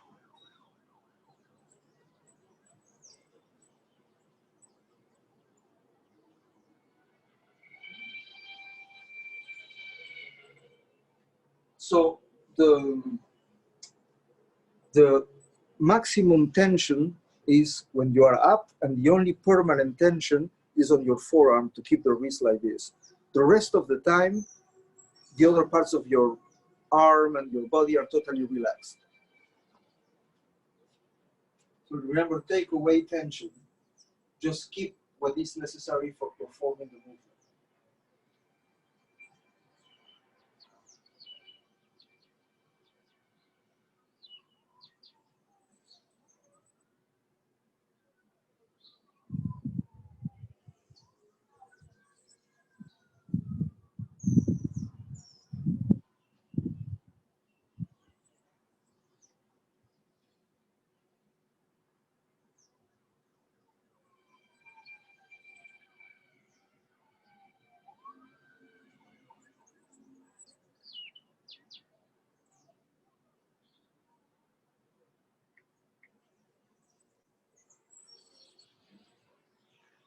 Both hands, they press at the maximum extension, and then they relax. Let's make a couple more.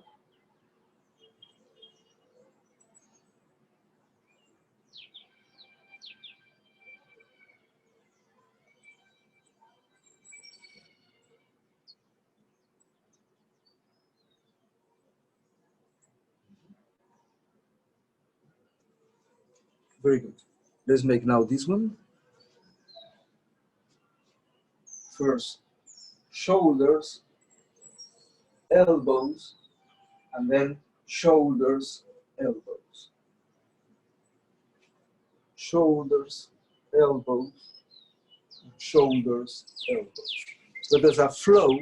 In the beginning, the separation is more like exaggerated, but later it becomes a flow.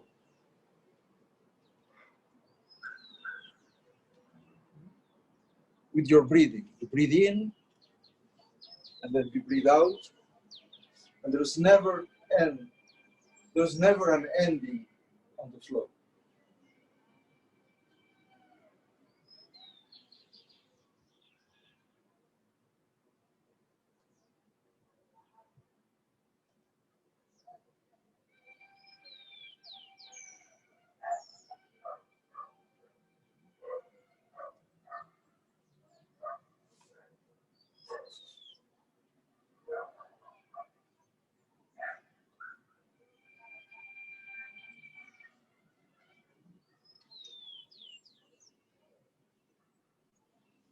Let's make a few more, this time lifting on the back.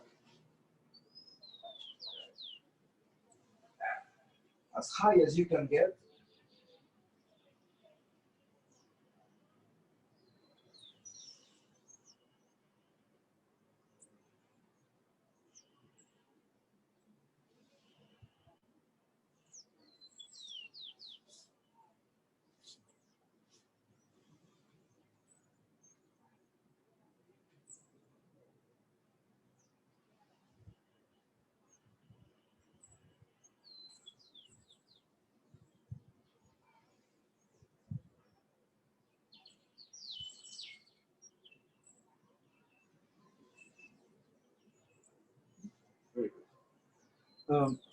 Yesterday when I said that the shoulders and the ankles and some part of our back and facial muscles, they seem to have like a life by themselves, just because we have not paid too much attention to them. So they really go according to our emotions and apprehensions. So for the ankle, the basic exercise is extremely simple, but not so easy to do correctly. We are going to draw circles with the point of the foot.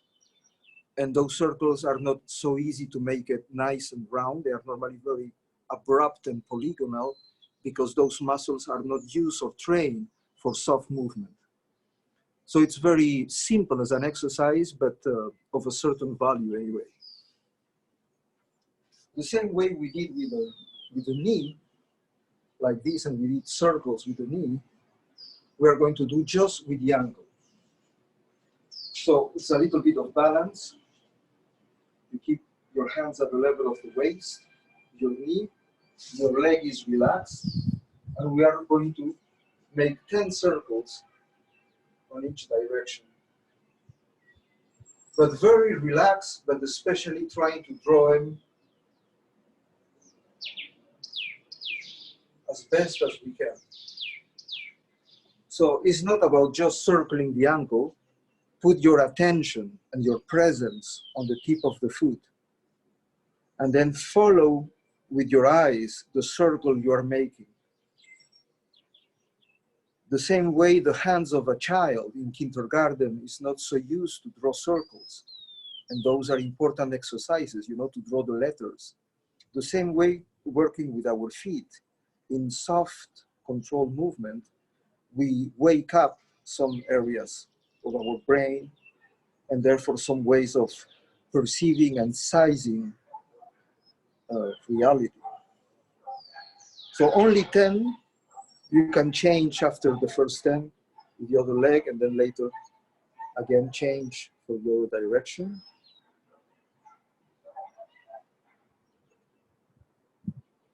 But very mindful, just look at them.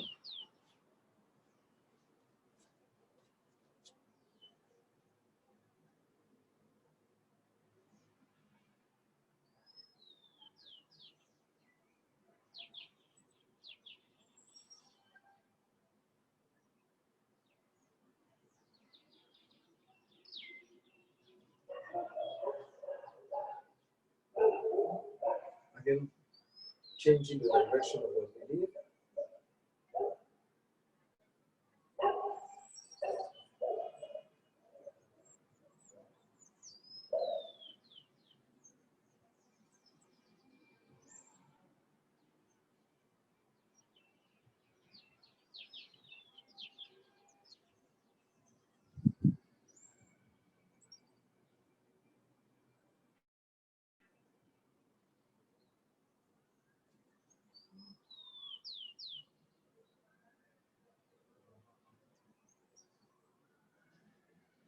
Your hands are like floating, always relaxed, very relaxed.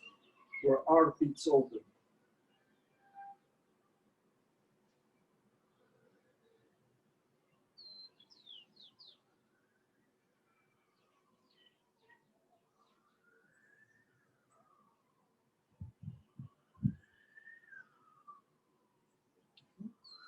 You will always find that one direction is more difficult than the other one, which is very interesting. There's something to say about, you know, like in every house, there are certain corners that are difficult to reach. And that's where the dust or the spider webs accumulate. So certain cover areas of our body, which are the armpits, the internal part of the groin, the internal part of the neck, are kind of those like more difficult access for the air to reach. So during the exercises, we look for a very open, round space in those areas. So all the time when we make the exercises, we're on a very open, very mindful way of feeling that everything is exposed to new energies and ventilation. So we are going to make a simple exercise for this. You put away your feet, you sit, and you have in your mind the idea that this is very, very open. And then your arms with this very, very open. And then when one hand rises, the other one goes down and you twist your hip. And then first hands turn and then you twist your other hip. And your feet slide. Your feet slide softly from side to side.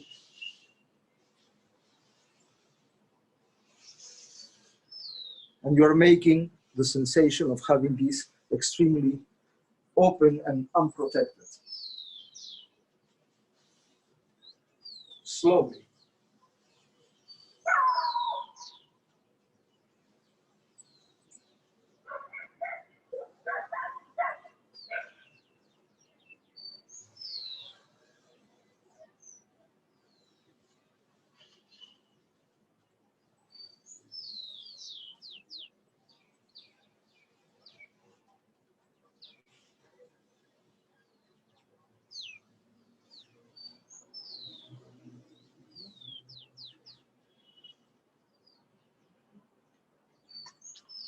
Very good. Let's make another one that implies some balance. This one is of a higher difficulty. We are going to be down with our elbows touching our knees. And we are going to leave one knee and open the chest and the arms. And then we come down, the foot touches the ground, and the elbows touch the knees again, and we go up with the other.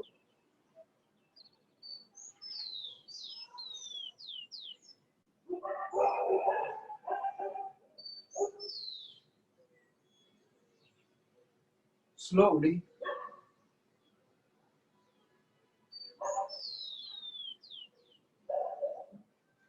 Keep on doing it. When you open well your chest, and then come down slowly. It doesn't matter if you lose the balance, that's totally normal. Certainly it's not easy to make it fine, good in the beginning. It's a training. And it's a flow. For all these exercises, it's like the breathing. Follows the movement like the water at the shore. One cycle is the beginning of the opposite.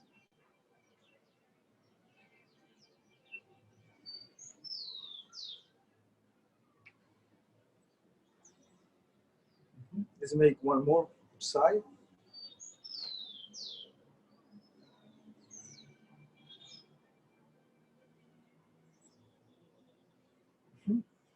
Very good. Take a few seconds to rest.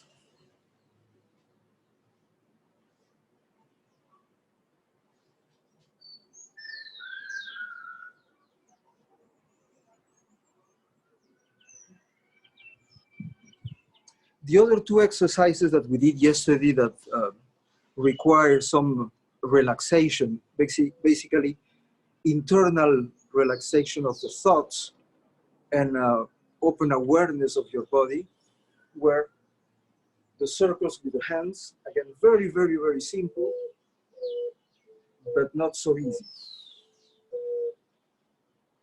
One hand is opposite to the other one. And we are going to draw circles as big as our joints allow.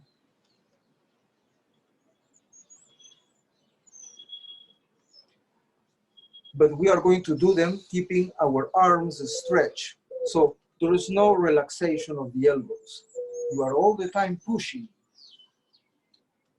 like a permanent flow coming out of your hands. And in that state, you are going to make the circles.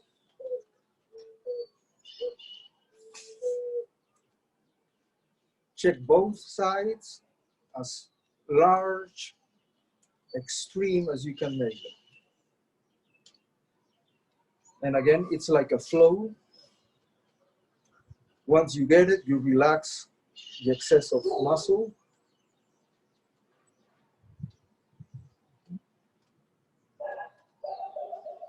Good.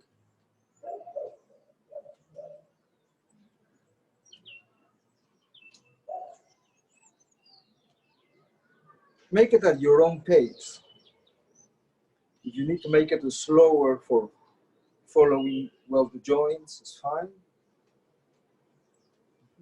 Let's change direction. Make sure to cover the 4 points. Well to one side, well down, the other side, well up.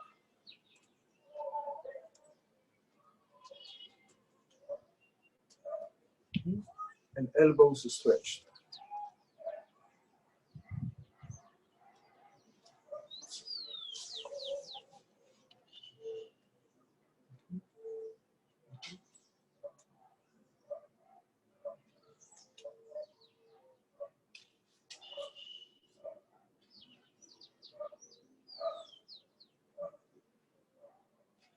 And now the other one, which are the circles with the tip of the elbow. Remember, you find an area that comes out, the point that comes out the most.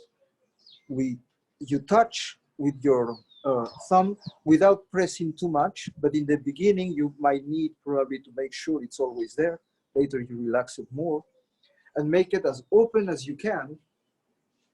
Way back, up, to the side, down, and back. So big with the twist of the waist to help. And it's up to you how big you can make it.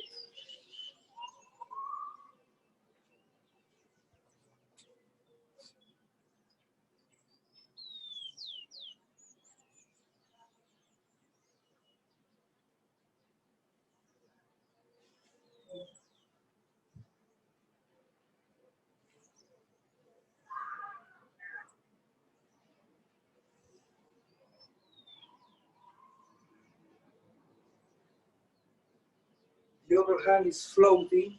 Remember when the armpit open? No tension on this arm.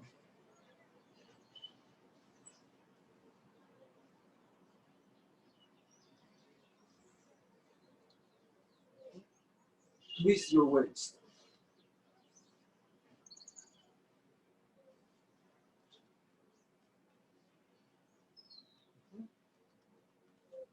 Now let's change direction.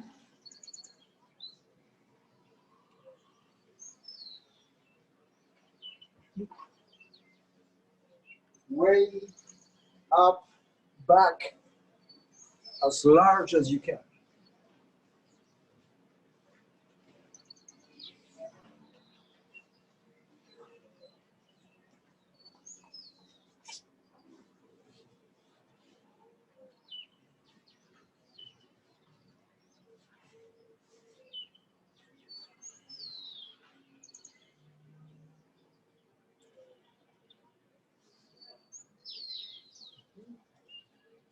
Now with the other one, the arm floating, and then very big.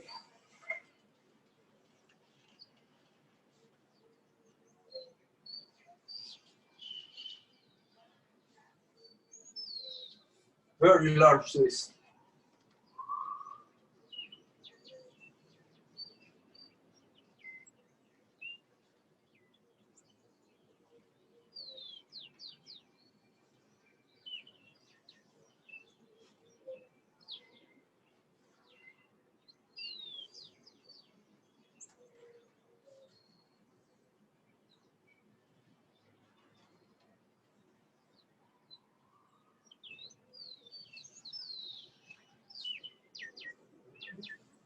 Always from time to time check that the other hand is relaxed, the fingers relaxed.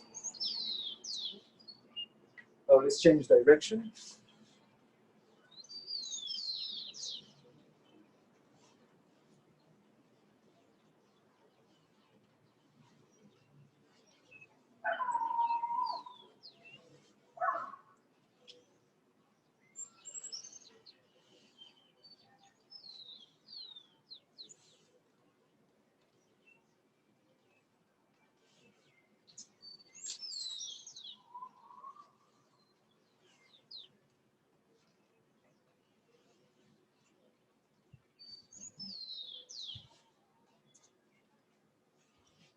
Very good. I'm insisting in this one because I know the big, quick improvement that it produces in people who start with this methodology. So it's a keeper. Very good. Let's make the last exercise of this first part. We are going to sit, breathing out when we go down, breathing in when we go up, and with our hands, we are going to cross the level of the knee, sitting on a horse stance like this. We go to the side, and then we sit down. We breathe in, and we sit, crossing the knee with the hands. And although it's strenuous and hard with the legs, make a few on a very, very flowing way.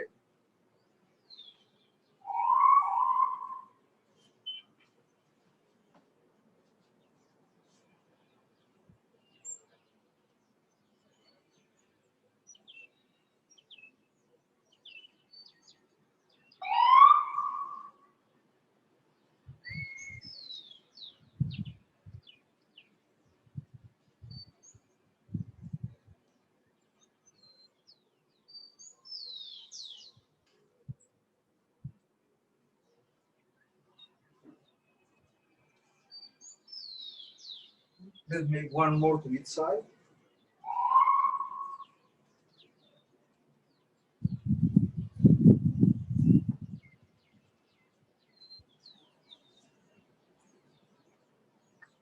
Good. I know it's strong for the legs, but remember, with a very strong legs and the capacity of expressing a soft movement in the middle of a strong muscular exertion with the lower back, we make the energy and the blood flow up and make the whole round of the three. Okay, very good. Let's take a few seconds and then we'll start with some of the more internal exercises.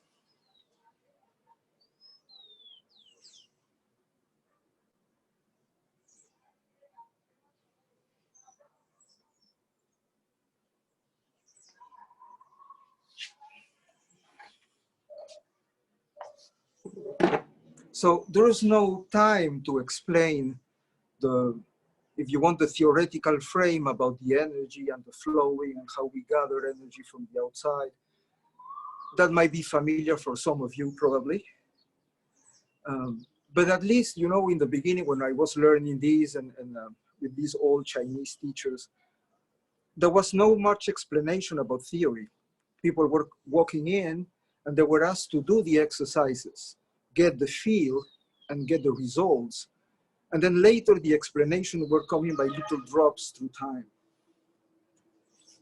So again, it's not necessary to understand something in order to enjoy it. Actually, the suffering consciousness needs to understand in order to enjoy. But the soul consciousness needs to enjoy in order to understand. We are going to go again slowly.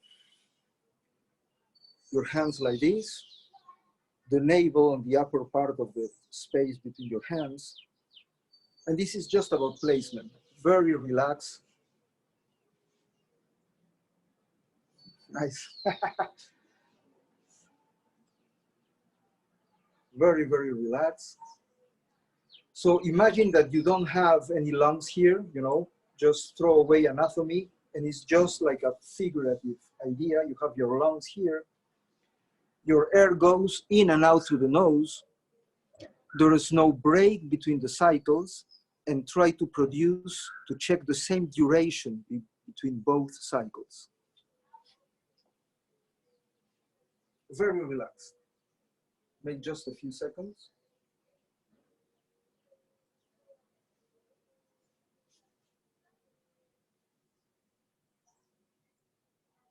Feel the movement in your belly. Close your eyes. Be on your own, enjoy it.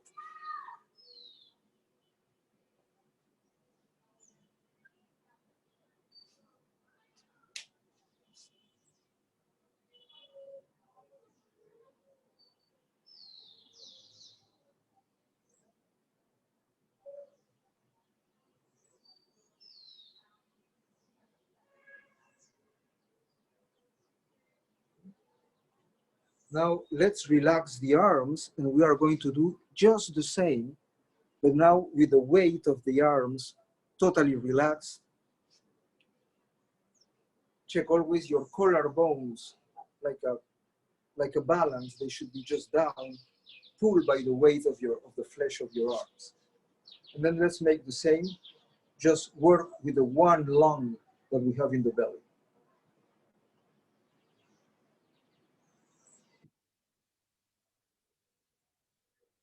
Fingers totally relaxed. Check the thumbs.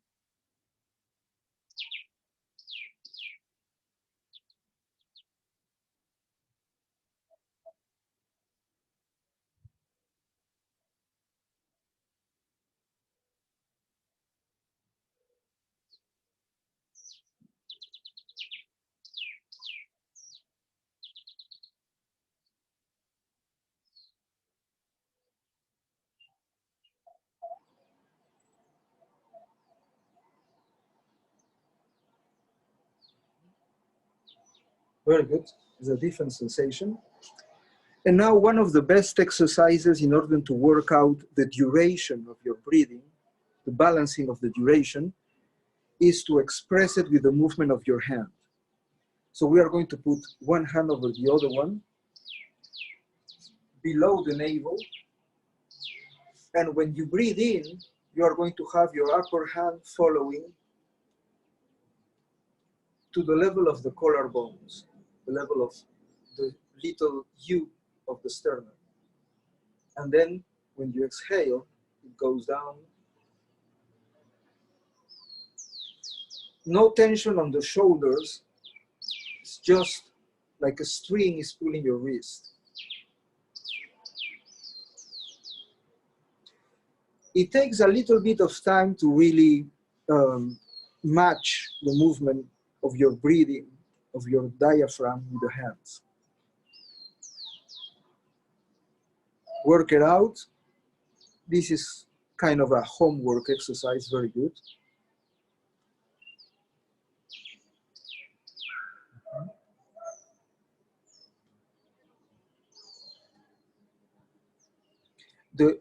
Working the evenness of the breathing, it's an essential exercise. We said something yesterday about how the blood pressure actually is regulated and is expressed as a connection with the breathing, but actually is the connection between anxiety, which is living with one step in the future, which is unreal, and depression, which is the other side of the coin, which is living with one foot in the past, which is also unreal today.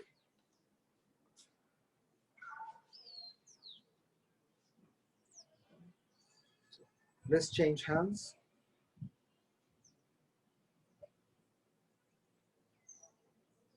Make it at your own pace. Don't follow my pace. Close your eyes and work out your own breathing.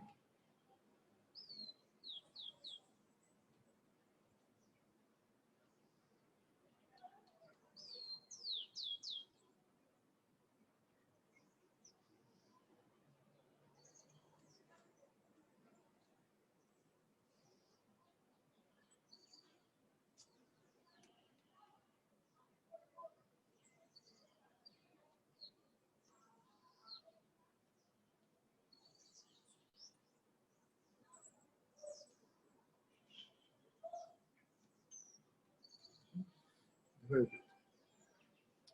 Now we are going to switch hands on each pass.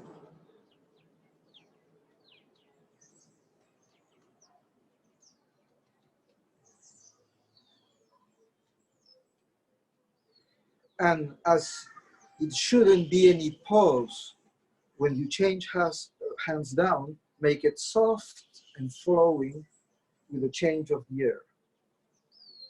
Don't stop your breathing. Just develop the flowing with your muscles.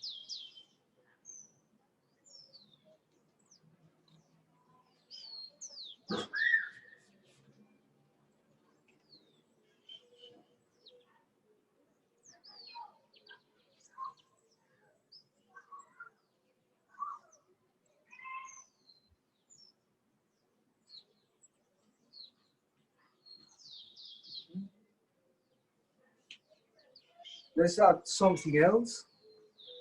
When we lift one hand, we are going to twist the waist to its side.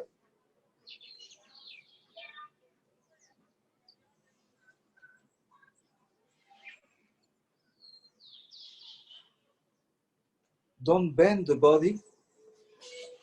Your spine is on a straight line, on a vertical line, without tension. It's just a posture. Twist a little bit. You don't need to pull the waist too much. But it's about expressing flows with the body. We are working the harmonies of the body to express the movement of nature. And that brings balance in everything, not only in the body, in the flows of the fluids of the body, but in the way we relate to the things inside and outside ourselves.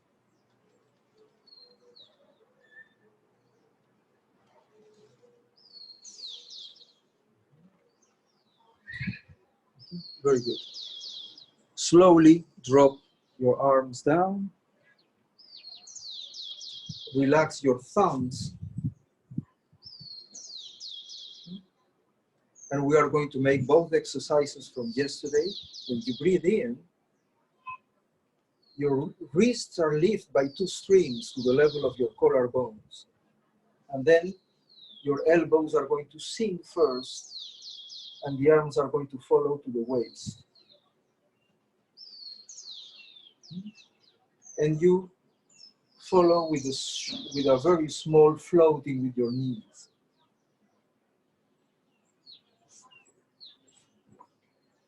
Breathe, keep breathing smoothly, and remember to use your thumb to touch the palate on the sensitive area, and keep it there.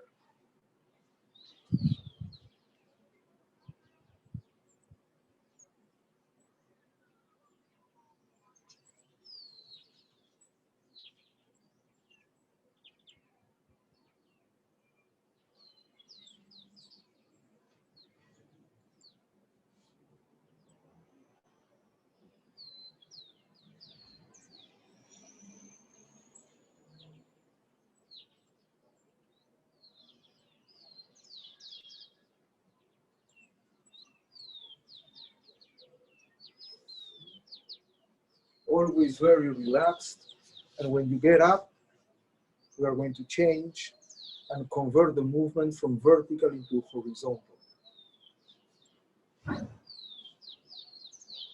You can always float about a fist to your chest, and then they open up on a hug, and especially your fingers are relaxed. The apprehensive hands are very common, you know, try to drop them, make it totally like asleep.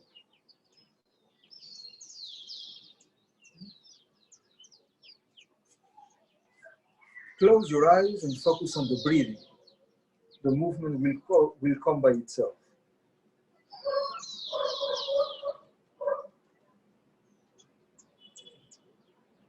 Jorge, just about 10 minutes till we're complete. Thank you.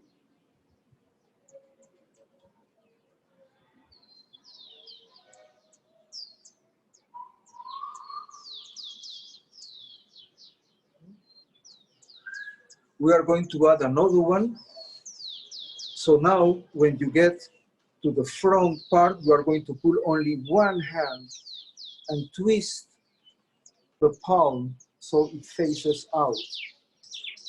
And then the hands cross, and then you pull and you twist the other one.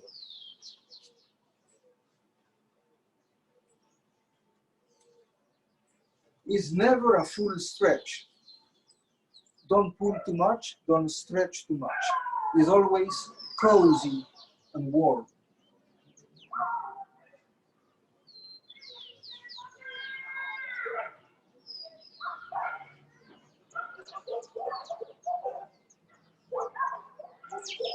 On the external exercises from the first part, we work outside of the vessel, although it affects inside. And in these internal exercises, we are working inside of the vessel, although it also changes the outside. So it's always cozy, close to the body and relaxed. To the point that the movement has a life by itself. And you just see it happening, but your body dances with it. You breathe in on one side and you breathe out on the other side.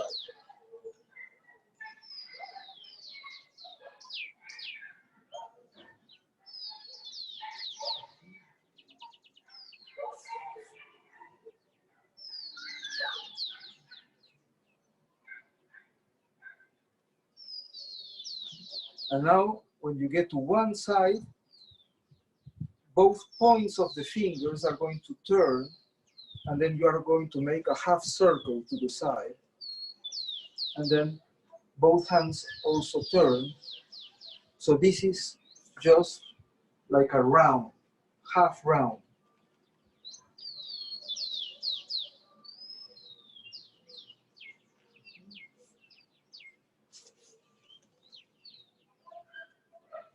At the level of the chest, and no tension of your shoulders, no tension on your neck, just float.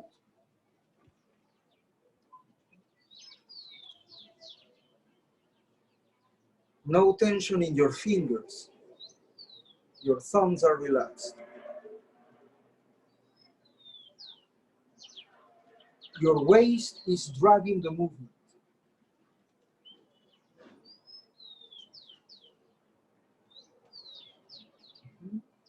The challenge is to keep the breathing flowing,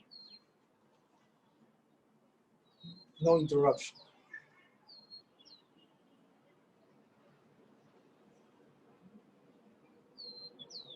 Close your eyes, follow a little bit.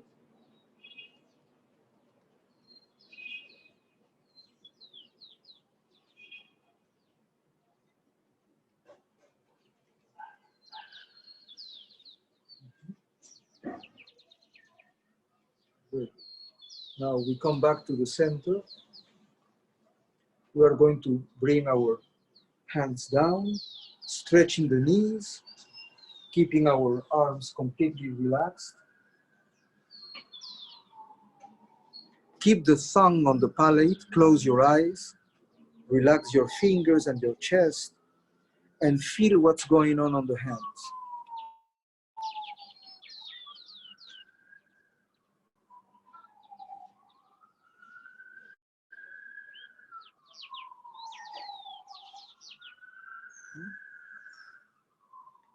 So it might be some or the combination of numbness, the perception of the pulse as pressure, warm, vibration, some form of soft tickling, any of those. And again, with a lot of intention and love, loving intention, check places of your body, as many as you want, that need some attention. So we are going to bring the hands to touch and massage so the blood and the energy can dissipate by applying. We have been cooking and now we are serving. Anywhere you want.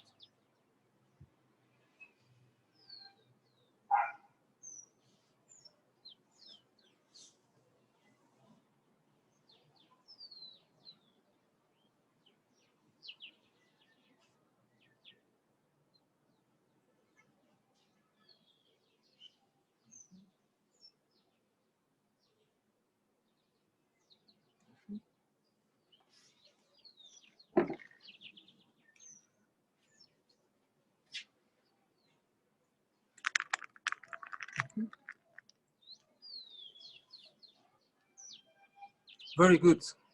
So again, at the end, some of our emotions have relaxed. You know, some of these exercises, especially of the last part, there are different sets that are targeted to relax or free certain moments of ourselves from certain emotions that take over, especially the ones that are out of center. So anger puts out outside, fear puts us inside of our skin, and anxiety makes our shadow to come to the front, not match the body, and depression makes our shadow to come back. Euphoria puts our shadow up. So it's everything. It's about disconnecting what should be whole. And again, we approach those things actually with simplicity, because we believe that truth is essentially simple. And in order to perceive it as much as we can in certain moments, it's like joy, you know, we can only touch it on certain moments, and it's foolish to make it permanently.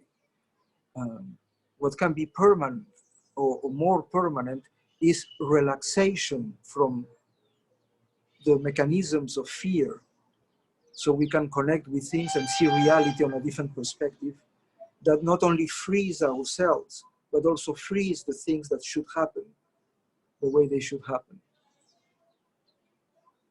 Anyway, I don't want to speak too much today. I want to leave you with a sensation. And thank you, Margie, again. It's been very nice to share this time with you. Jorge, thank you for coming to us from Lima, Peru. And I look forward to the day where Charlotte and I can go on our spirit quest with you. And then when you and I can lead Ignite Power in Maui together. Oh, thank you. Looking forward for that. All right. Thank you so much for coming today. And ladies, we're going to start the completion process. So if you have to run to the bio, please do so quickly. But I want to end on time. And so I'd like 15 minutes minimum for completion. If you can get back to your seat within 4 minutes, that would be great.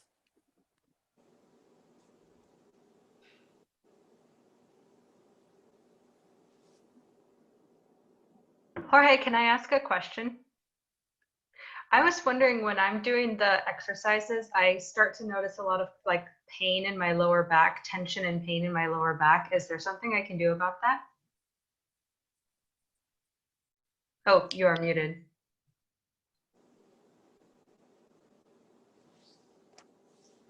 Okay, so I think there are two possibilities. One is that if there's some tension that comes out to the surface to attract attention at the time of the exercises, you know, so the exercises, because they open up normal closure or armor type of tension, some inner tensions come up and they say, oh, I exist, I'm here, you know, and check me. The other one might be that some of the exercises, because they imply some intensity, might probably affecting some muscles that are already some injured or tense or damaged. So what I will say is that if you can remember the exercises in which that sensation arose, will be to check them again and explore them, you know, in order to find out what's going on. I mean, not too much, because you don't want to feel the pain much, but try to make them to see what happens. You know, the body uses the exercises to tell us a lot of things. Thank you. Thank you, Jorge. You're welcome. You're welcome. So do you want to stay with us for our completion process or no? Oh, no, I can't. I can't. But I just wanted to say bye to you again. Okay, thank you very much. Okay, bye. Okay, let me just check and see if everybody's back.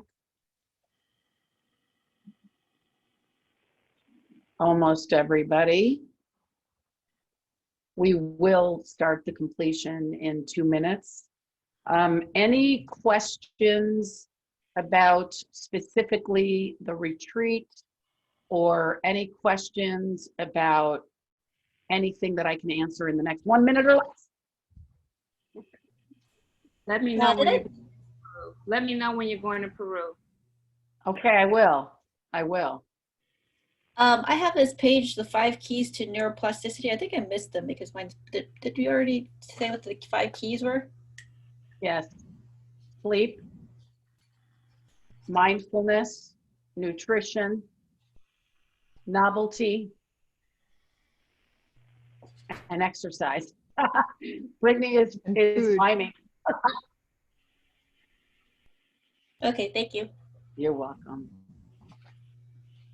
Okay, ladies, so let me just check and see if everybody's back here. This person doesn't have their name, so I don't know who that is. Okay, well, we're back. So Ignite Power is a little bit like dyeing a shirt. Has anybody ever done tie-dye? Just give me like your hands or your thumbs. So, you know, you've got the white shirt and then you have the dye, and let's say it's yellow dye, and you take the shirt and you put it in the dye and it gets all wet, and then you hang the shirt up and let it dry, right? That's how you tie-dye. By the end of the day, when the shirt's in the sun, almost all the dye has faded. You know what I'm talking about? So you have to put the shirt back in more dye. And then you dip the shirt and dip the shirt, and then you take it out of the dye, and then it seeps in, but most of it fades away. And then you do it again. And the key is to continue to come back to the dye, whatever practice you took from today or yesterday, even if it's just, you know, the crane or just the flow of your hands. You saw how it calmed you down. Or I saw how it calmed me down, and I witnessed many people being calmed down. So take whatever it is that you take from our time together, practice it and stick with it. And if there's somebody on this call that you think you want to be a buddy with, to work with in your journey, reach out to them through the chat and coordinate a buddy relationship like I did with Terrell. Most of the people in my life now are in my life because I met them in a program like this, and we supported each other and remained friends for a long time, if not forever. So the key is water the root, your inner self, and enjoy the fruit. You don't, the enlightened gardener doesn't water the leaves, they water the root. He waters or she waters the root. When you take care of your vessel, like Lauren said, and Jorge said, and Minerva said, and Katie said, and I said, when you take care of that root, you get to enjoy the fruits of a long, happy, enjoyable life. And we are only here for a snapshot, for a blink of an eye. If you're friends with 80-year-olds and 90-year-olds, they'll tell you nothing's guaranteed. These women, 3 or 4 of them on this call that have dealt with cancer and chemo, they'll tell you when life flashes before your eyes, all of the things that they wanted to do. I mean, Maisha bargained with the surgeon so she could live and go make a difference. Now this weekend, 30 people heard her declare that she is going to do that. And I'm watching you. And we're both friends with Ralph. So we're going to meet and it's going to happen. So I'd like you to close your eyes. And I'd like you to sink into your seat. And I want you to remember the day you registered for Ignite Power. Whether you registered because you're trying to work with keen alignment, or you registered because Angela called you, or I called you and said, would you be my group leader? Remember the possibility that you saw for yourself. And then remember maybe the fear that came up right after. What are they going to do to me? What's going to happen? Eileen said she put her credit card in. She was a yes. And then what came up is, uh-oh. And remember the woman who logged in Friday night at 6 o'clock Pacific. And the intentions you had for yourself. And what you declared you wanted to get. And then remember the I am exercise, which was the first time you introduced yourself to this group. And you did it in a different way than you're used to. And then remember the leader telling you there's rules and ground rules and the way to be and how to be on Zoom. And we're going to ask you to do things you've never done before. And the request is just do it, lean in. And you did. You showed up in this workshop, in this retreat, ready, and you brought it on and you pulled the learning to yourself.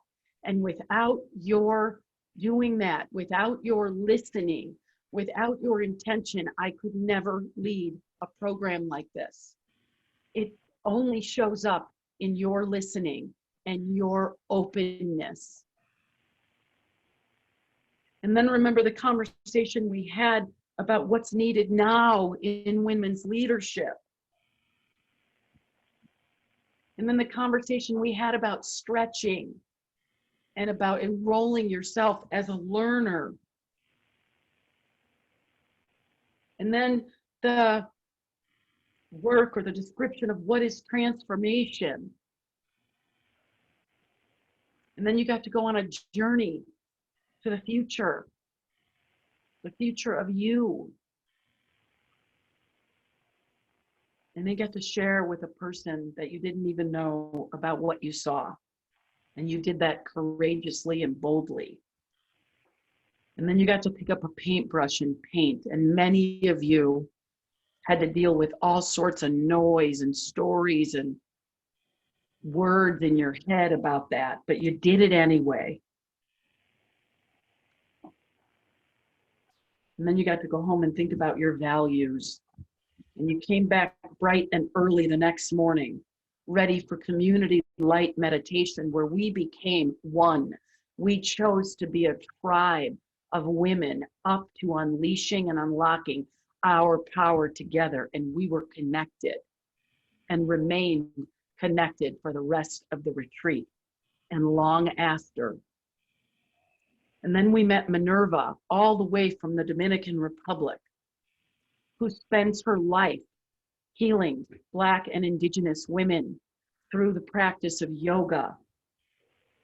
Jennifer found Minerva for us because we said we were committed to having a diverse retreat, and we wanted somebody who was philosophically aligned with our commitment. Thank you, Jennifer. And we talked about women, all the roles we play and what's expected of us. And then you got to meet your group leader, who became your coach. And we talked about listening and how we listen from bias and our programming and all the past experiences and how that limits what's possible in the present and in the future. We got to really start to strip away what's in the way of leading and living from our highest self. And then we walked the ladder. We began in hopelessness and walked up through fear and frustration and courage and engagement and innovation and synchronicity. And we got to look at who we are as leaders inside of those 7 levels. And then the mirror came. And we got to look at the woman we are in the mirror and interact with ourselves as an essence and stop looking at the blemishes and what's wrong and what's not working and go deeper. Then we got to explore the immature feminine and the immature masculine, which we all have pieces of that in us. And we got to see that, where we stopped developing, where we stopped growing. And then we got to embody it. And then we did identity maps, all the different elements of our identity, and even where we carry it in our body. Mira, one of the youngest of us all, mapping out where she carries her stress and her clenched fist. And by the way, it starts that young. And if not intervened, it carries with all the way through however old you are. And her and Jenny, and I would say Brittany, and the other younger people having this opportunity to create a life intentional in their early 20s. And then there's all of us who are not in our early 20s, and we have the opportunity to create our life right now, and right now, and right now, and right now. And we got to see about our saboteur, our limiting beliefs, our identity and how all that got started at certain stages of our life, and how we've carried much of that with us, even the stuff that doesn't work. And then we got to see that we actually have a choice, moment by moment by moment by moment by moment, to keep that past in our future or to put it where it belongs, in the past. And then we got to work with Jorge, our wonderful Peruvian shaman. I didn't tell you he was a shaman before because I didn't want to freak you out. He is a medicine man. He has brought Qigong and Neigong into hospitals and healthcare organizations for years and helped crippled people learn to move their body. He is a true miracle worker. Then we got to work with Katie and her taco. And she helped us see all the ingredients that we're putting in that we don't need to have. And then we can choose new ingredients because we have conscious choice. We're human beings, we have human spirit, and we have choice. And then we got to look at the extreme ownership model. Are we creating or reacting to our life? We chose creating. And then we got to do an intention walk. We were first time just creating something from nothing in our body movement. We got to loosen up. And then we chose our own partner and we created a stretch assignment.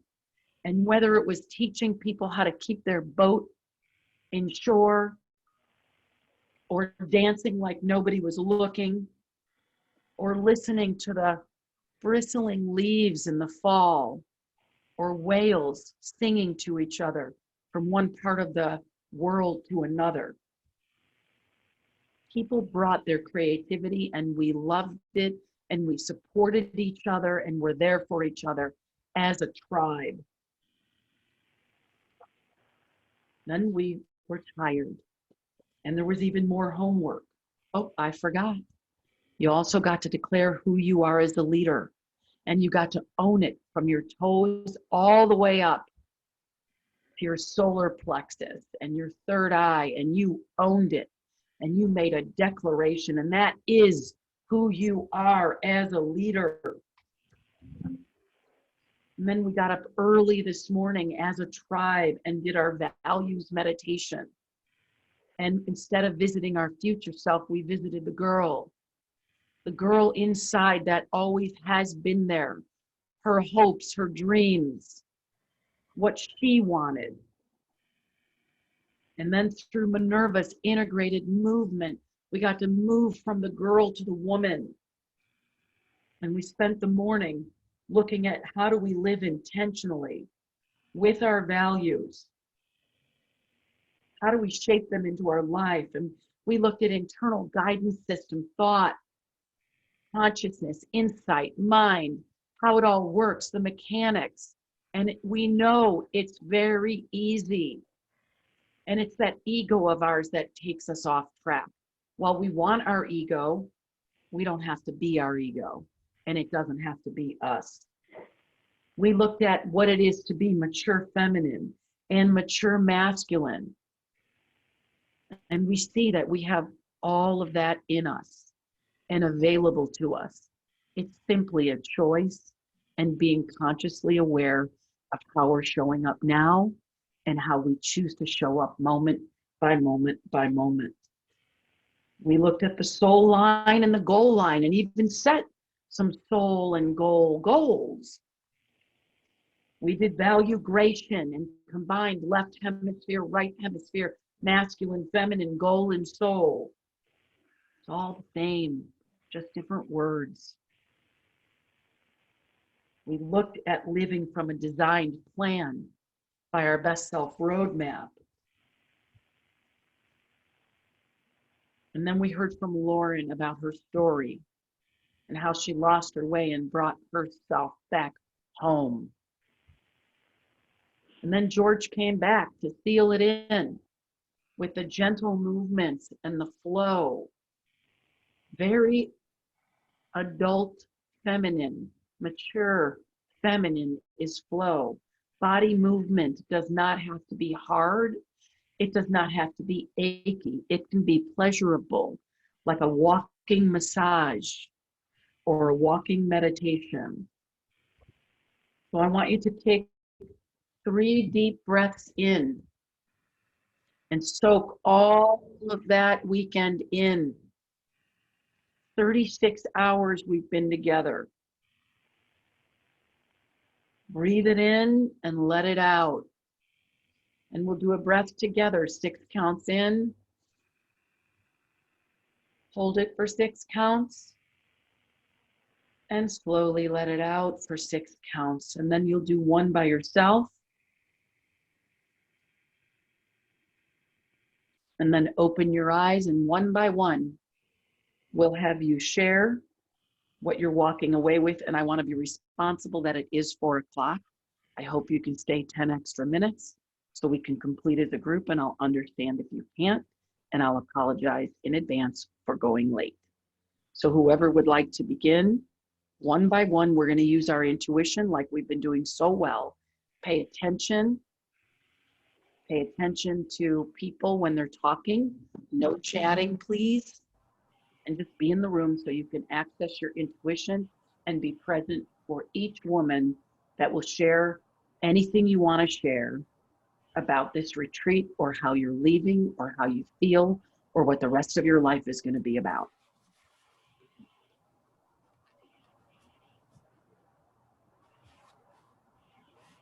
Yeah, I'll start. This is Debbie. I'm walking away with the clarity to recreate a structure to let my values live and thrive.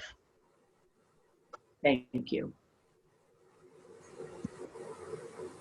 I forgot I was magic, and I was reminded that I am magic. Thank you, Kate. Cat.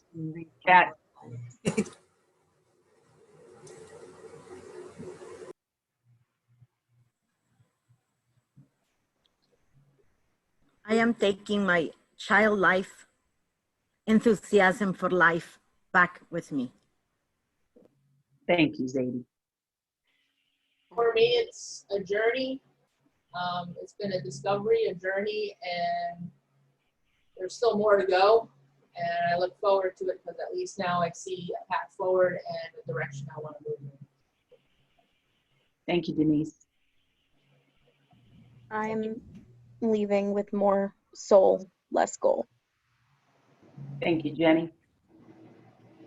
I'm bringing the goals into my soul. Who was that? Serena. Thank you, Serena. I'm leaving with being more open to things that I haven't tried and not leaving what I grew up with to be that barrier. Thank you. I'm balancing structure and freedom, and along those same lines, intending and allowing. This is Diana. I'm leaving with the need for more. I'm leaving with, this is Cindy, I'm leaving with the confidence, assurance that I am on the right path, and also acknowledging that, I guess being grateful for the place I am in, and also not pushing myself too much that I guess too hard to get to where I want to be, because I'm understanding that this is a lifelong journey, not just something that's I'm going to achieve and be done with.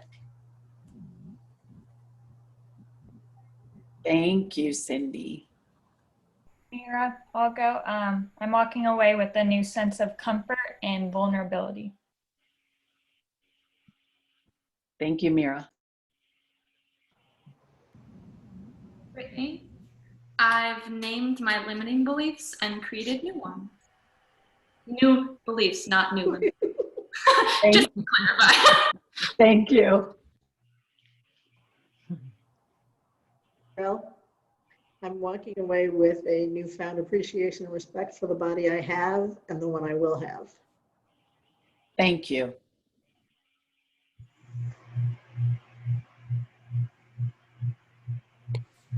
I'm putting intentions, purpose, soul, and goal into everyday actions. Thank you. I'm walking away with more of an understanding of why I've done some of the things that I have done, which now I've learned more and can be more mindful, not creating that anymore. So I've gained more courage. Thank you, Kathleen. This is Angela, and I'm leaving with a sense of responsibility and control for my future and a sense of peace, and also a bunch of new lady friends. Thank you, Angela. This is Lauren. Lauren, Thanks, Emma. I am walking away with, gosh, a sense of sisterhood that I didn't know I had and I was missing so much, and a reconnection with my, like, I feel validated with my goals and my soul, my soul goals, and it feels really good. Thanks, everybody. Thank you, Lauren. Hema, I am leaving with my self-confidence and believing in myself again. Thank you, Emma. Jennifer, I'm leaving with clarity. I'm leaving with having peeled back a few layers and the curiosity to peel back more. And I'm leaving with this wonderful sense of community. Thank you. Hildy, I'm leaving with the courage and the inspiration to begin again, knowing I can do it. Thank you, Hildy.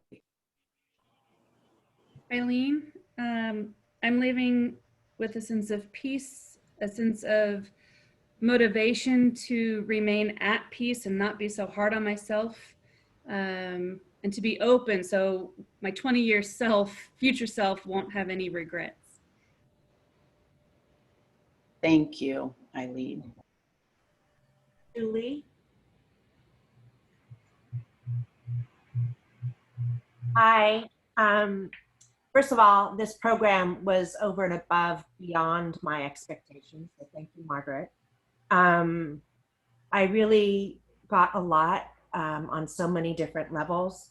A few things. One, clarity. And my purpose has never been so clear in my life. I think I always struggled with what my purpose was. And I found it.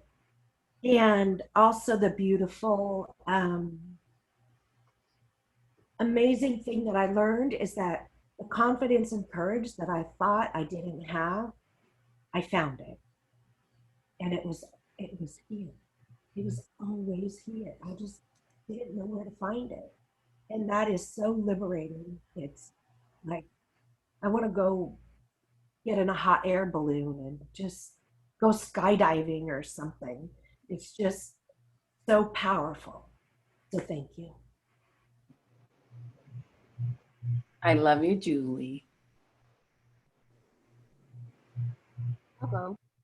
I want to first apologize to someone. That's Terrell, because something that I experienced, I did to you. I didn't acknowledge you as another Black woman in this group because we're two different beautiful shades of Black.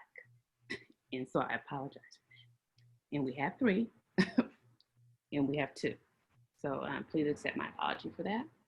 I'm leaving with so much going on in my mind. You know, as I told Suzanne, I'm a Pisces, and I always have all this stuff going on, and I have a hard time organizing it.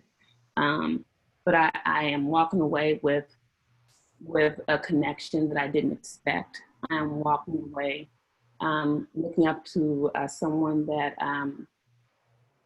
that inspires me, that that her life is similar to mine, and we're not the same color.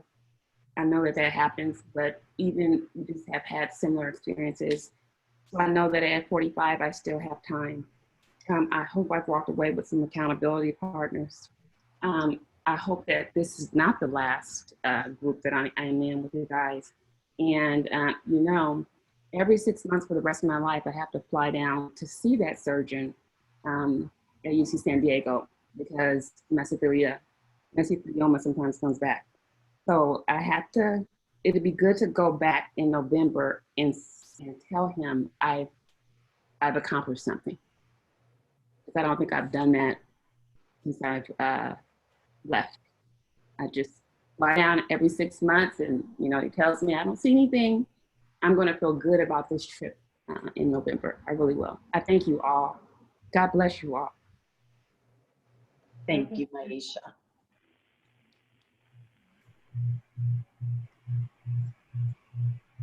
I am Elizabeth. sorry, Lisa. I am leaving with an awareness of moving more from the left to the right again and returning to those roots in a balanced way. And I'm leaving with a new tribe that I'm so pleased to meet. Thank you, Lisa. Elizabeth, I'm leaving, one of the things I'm leaving with is a new invocation that meets my soul needs and my goal needs to take with me into my future. Thank you.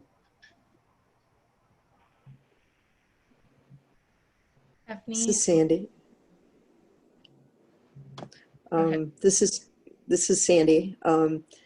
I'm leaving with a renewed sense of gentle yet strong leadership, beginning for myself to take control of the parts of my life that I've been holding back on doing, health and wellness being one of the first, and new invocations and an awesome tribe of women and hopefully many accountability partners. So looking forward to creating that with all of you. Thank you, Stan. Stephanie, I am leaving feeling grounded in my values and excited about the souls and goals I've developed. Thank you. Thank you, Stephanie. That everybody? So before we complete, there are people that I need to acknowledge, that I want to acknowledge. And first of all, it is the group of people. Uh-oh, I'm not the boss. Diana, I'm gonna steal the bossness from you. Okay. Just give me a second. I will get it fast. I have to reclaim my power. I will now. speak on why you do that, Margie, because I did not go for sake of Oh, time. Suzanne, I'm sorry. Okay, go ahead. I am leaving with the gift of a new community and the inspiration and empowerment that I've seen from each of your transitions and your own discoveries. It's just so empowering. And so I thank each one of you for being authentic and real in every aspect that we've encountered you. I didn't see anybody hesitate to step in, and that is so.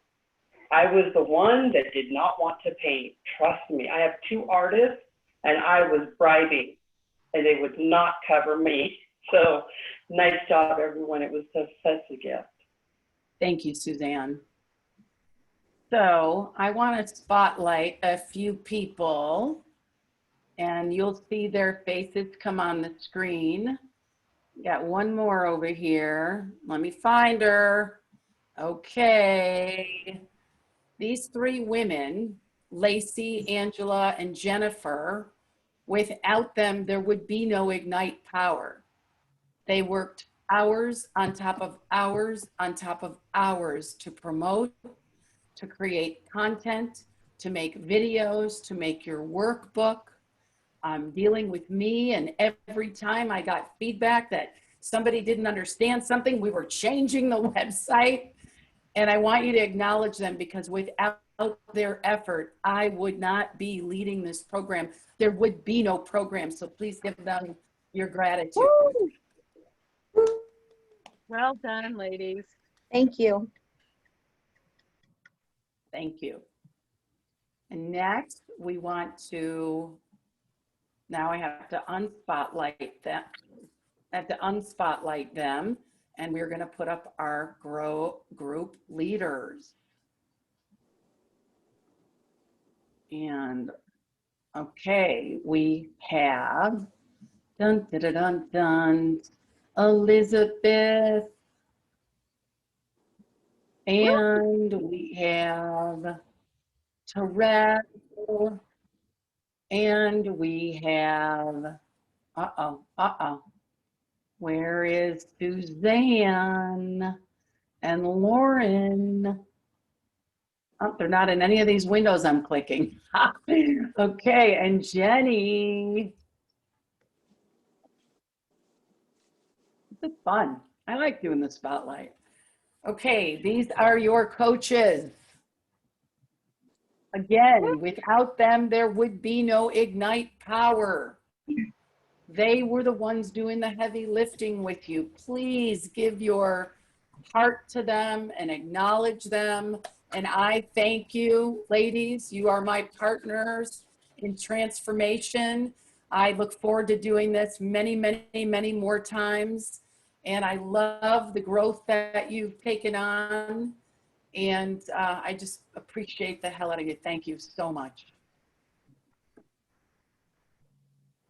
And on that note, we are complete with Ignite Power, 16 minutes over. Thank you so much. Enjoy your the rest of your weekend. I do want you to know we are considering an Ignite Power advanced class. If that is something you're interested in, please let us know. We have no business creating classes that people are not going to come to.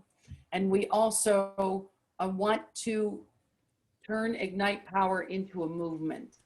So if you know other women who would like this experience, please let us know. And we will do whatever we're supposed to do, whatever the universe wants us to pursue, we will do that. Thank you for your time. Thank you for your attention. Thank you for your trust. Thank you for your heart and your soul. And namaste. Good night. Maji, can I say one thing really quick before we go? Yeah.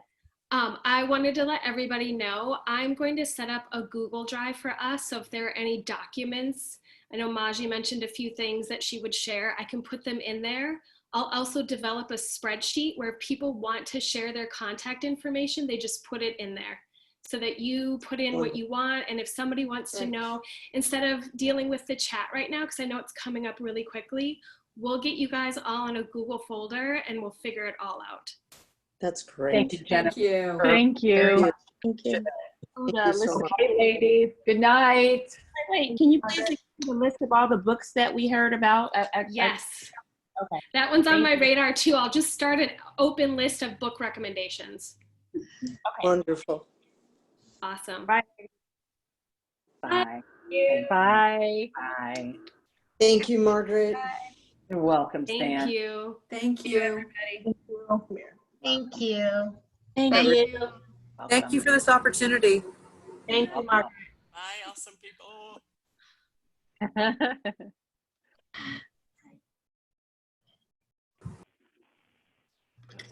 I love it. I always have FOMO. I'm the last to leave. I can't help it.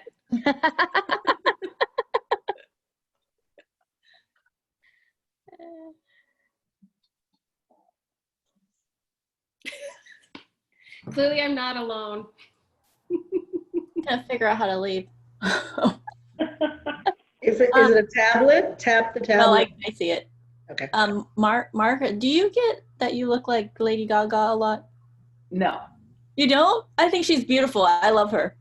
So She's Italian though, so I could get that. Thank you for the compliment. Thank you. Bye, guys. Okay, so we have Lauren, Diana, Terrell, Suzanne, Jenny, Elizabeth, and me. So ladies, what do you want to say to be complete? Did you see my note? Yes, you have a hard stop. I have a hard stop too. I am running on fumages. I mean, I bet. Yeah. Right. So I'm going to turn I off just the want to light. say congratulations, Maji. I think it was fabulous. And what a great team. I've enjoyed working with each of you. Yeah, Ditto. me too. Yeah. What she said. Yeah. I'm complete. And we have a retrospective, right? Don't we have a meeting like in a couple days where we're all meeting?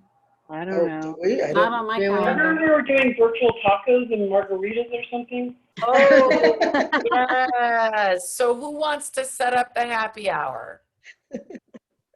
Well, I vote for Elizabeth She's on Sure. vacay. or She's Jenny. on vacation. What about Suzanne? You want I to can set do it that. up? Yep, Yeah, I'm on. thank you for brought it up. So you guys want to do happy hour in a couple weeks? Yes. So before we hang up, I would like to use the 10 minutes and really just and if we don't need to, we don't have to, but what'd you learn about yourself as a leader? There's so much to go. So you're at base camp, Diana. I wouldn't necessarily call it that. I just the possibilities are endless, and there's just so much. So yes, and I'm at base camp too. I'm always at the doorway. And Diana, without your support, we could not have pulled this off. So thank you for being here. There's something going Thank you, on. Diana. Why I are you? can't. It's staticky, but I heard thank you. So she's got so much to go. How about everybody else? What did you learn about yourself as a leader?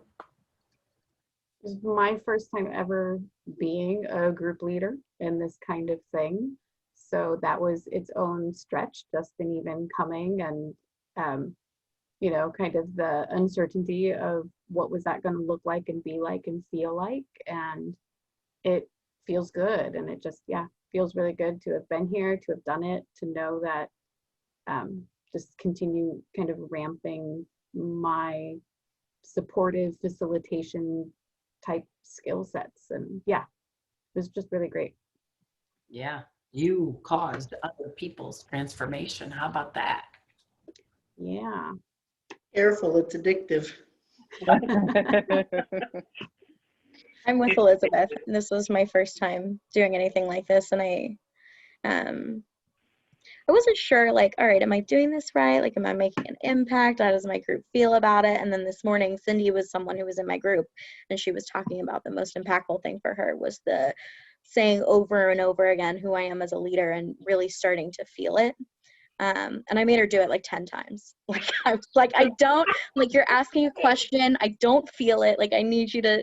So that was good, just to know that there was a difference made. Yeah, right on. Well, I make a difference. I'm sorry. Go ahead, Lauren. Maj, I want you to know that I wasn't super resistant to the music. I actually enjoyed most of it. Like, I had to turn it down, I think this morning we were journaling or something, but most of the time it was really just right. And I loved the group facilitation. I haven't done that before either, except for, I mean, like, I've had teams and stuff, but I didn't know what to expect either. And it was awesome. I loved it. Yeah, you guys just stepped into leadership, all of you. You just stepped in. I mean, we had a couple grounding calls, but it wasn't like I was like, and this is now you do this, and now you do that. It was like, yeah, this is kind of where you stand from, and this is this is kind of how it goes. And you all just, like, for me, that's a gift to have people willing to step in like that. It is a gift. So thank you again. Suzanne. Aw, only my mom says that. So for me, it was really about if I create the space, I can make the difference. And I've been in a place, Maja, we've talked about it in my professional life, where I am fighting to make a difference every 30 minutes or less. And that was just very rewarding for me to remember if I create the space for others, I can make the difference more easily, less effort. Yeah. Yeah, you know, ladies, we had only one person leave early, and she was a non-paid person, a scholarship. And then we only had 2 people miss meditation. And then we had 100% attendance besides that. So 98% attendance, but that's because of you. You kept them in the game. And Terrell's right. This is addictive. And the reason it's addictive or a really good habit is because where else in life do you have an opportunity where you are taking hungry people and shepherding them to their best self? I mean, oh my God, it's like a dream job. Too bad it's not an industry that would create all those dream jobs. Mostly people do it as volunteers. But yeah, awesome, fun. You It's a know, call to it's awesome to be able to help create a better world. Like, I think my Instagram page says, like, who are you? And I'm like, I'm an emissary for a better world. And this is like, it's beneficial to me that the world gets to elevate their leadership, you know, and my granddaughters. And it's beautiful to be that, you know, a guide. Yes. Terrell, how about you? Just real quick, spinning off of that, it's just, I live my life from, even when I was a teacher and now, from I have no idea which person is going to be the one to change the planet. So everybody is important, right? Yeah. And for me, what I realized I've got, it's time for me to level up. So you and I need to talk, Maji. So one thing I do want to say is Terrell, I asked Terrell to do this program last year or 2 years ago. And I don't know if you were heading to China or already in China. But she really, at least she said to me, which I don't think she says things, she wanted to do it, but it just didn't work. And then when I called her to do this, she's like, well, I have other plans, but tell me about it. And what was it, a 6-minute conversation? And she said, I'm enrolled, I'll be there. And it's such a gift to have someone like Terrell on the team because she grows other leaders. And she teaches about what it is to be in production and what it is to be a group leader. And she, just having her in the room for me and the amount of reverence I experience from her to me, and I think me to her, it just levels up the entire playing field for people. I mean, there is no accident. Those women came in ready. Yeah, they bitched and moaned the first night about their people, but you didn't say that again, Jenny. That was just the first meeting, and then it was gone. It was gone. Well, they didn't want to leave. Yeah. Yeah, I feel bad. I hope we don't get in trouble that we kept them longer, but we'll talk about it and talk about what we think is next. Happy hour 2 weeks from now. Suzanne will arrange it. Hopefully I'll be drinking by then. I don't know why, but my body just stopped wanting alcohol, but I could always have water.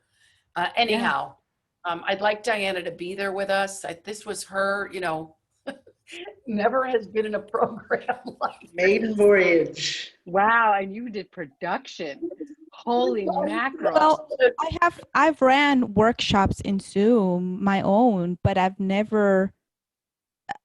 This is a whole different experience because when you are in control and it's your material, I mean, it's like when you're tying your own shoes. It's yours. This is completely different. But I don't know how I live without it. That's awesome. You're perfect. I have one thing I do want to say, Maji, because I've been wanting to say this all weekend to you.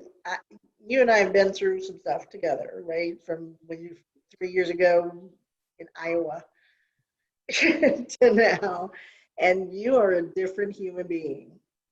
I've watched you like with the team and with the, you know, you've always given and given and given, and that's not the issue. But like there's less you. You know what I mean when I say that. Yeah. Right. And it's awesome. Thank you, Terrell. Thank you. Let's get you some people to coach, sister. And dating. Dating. Yeah. I mean, let's do it. And Stephanie Stenner is the magic dating girl. She's my new roommate. She can help us with our profiles. Okay. Oh. Her profile said low expectations, high standards. Wow. Yeah. Okay. And she got her magic man. All right, ladies, good night. Thank you. Thanks, Bye, everybody. everybody. It's been awesome to be with you. Yes. Thank you.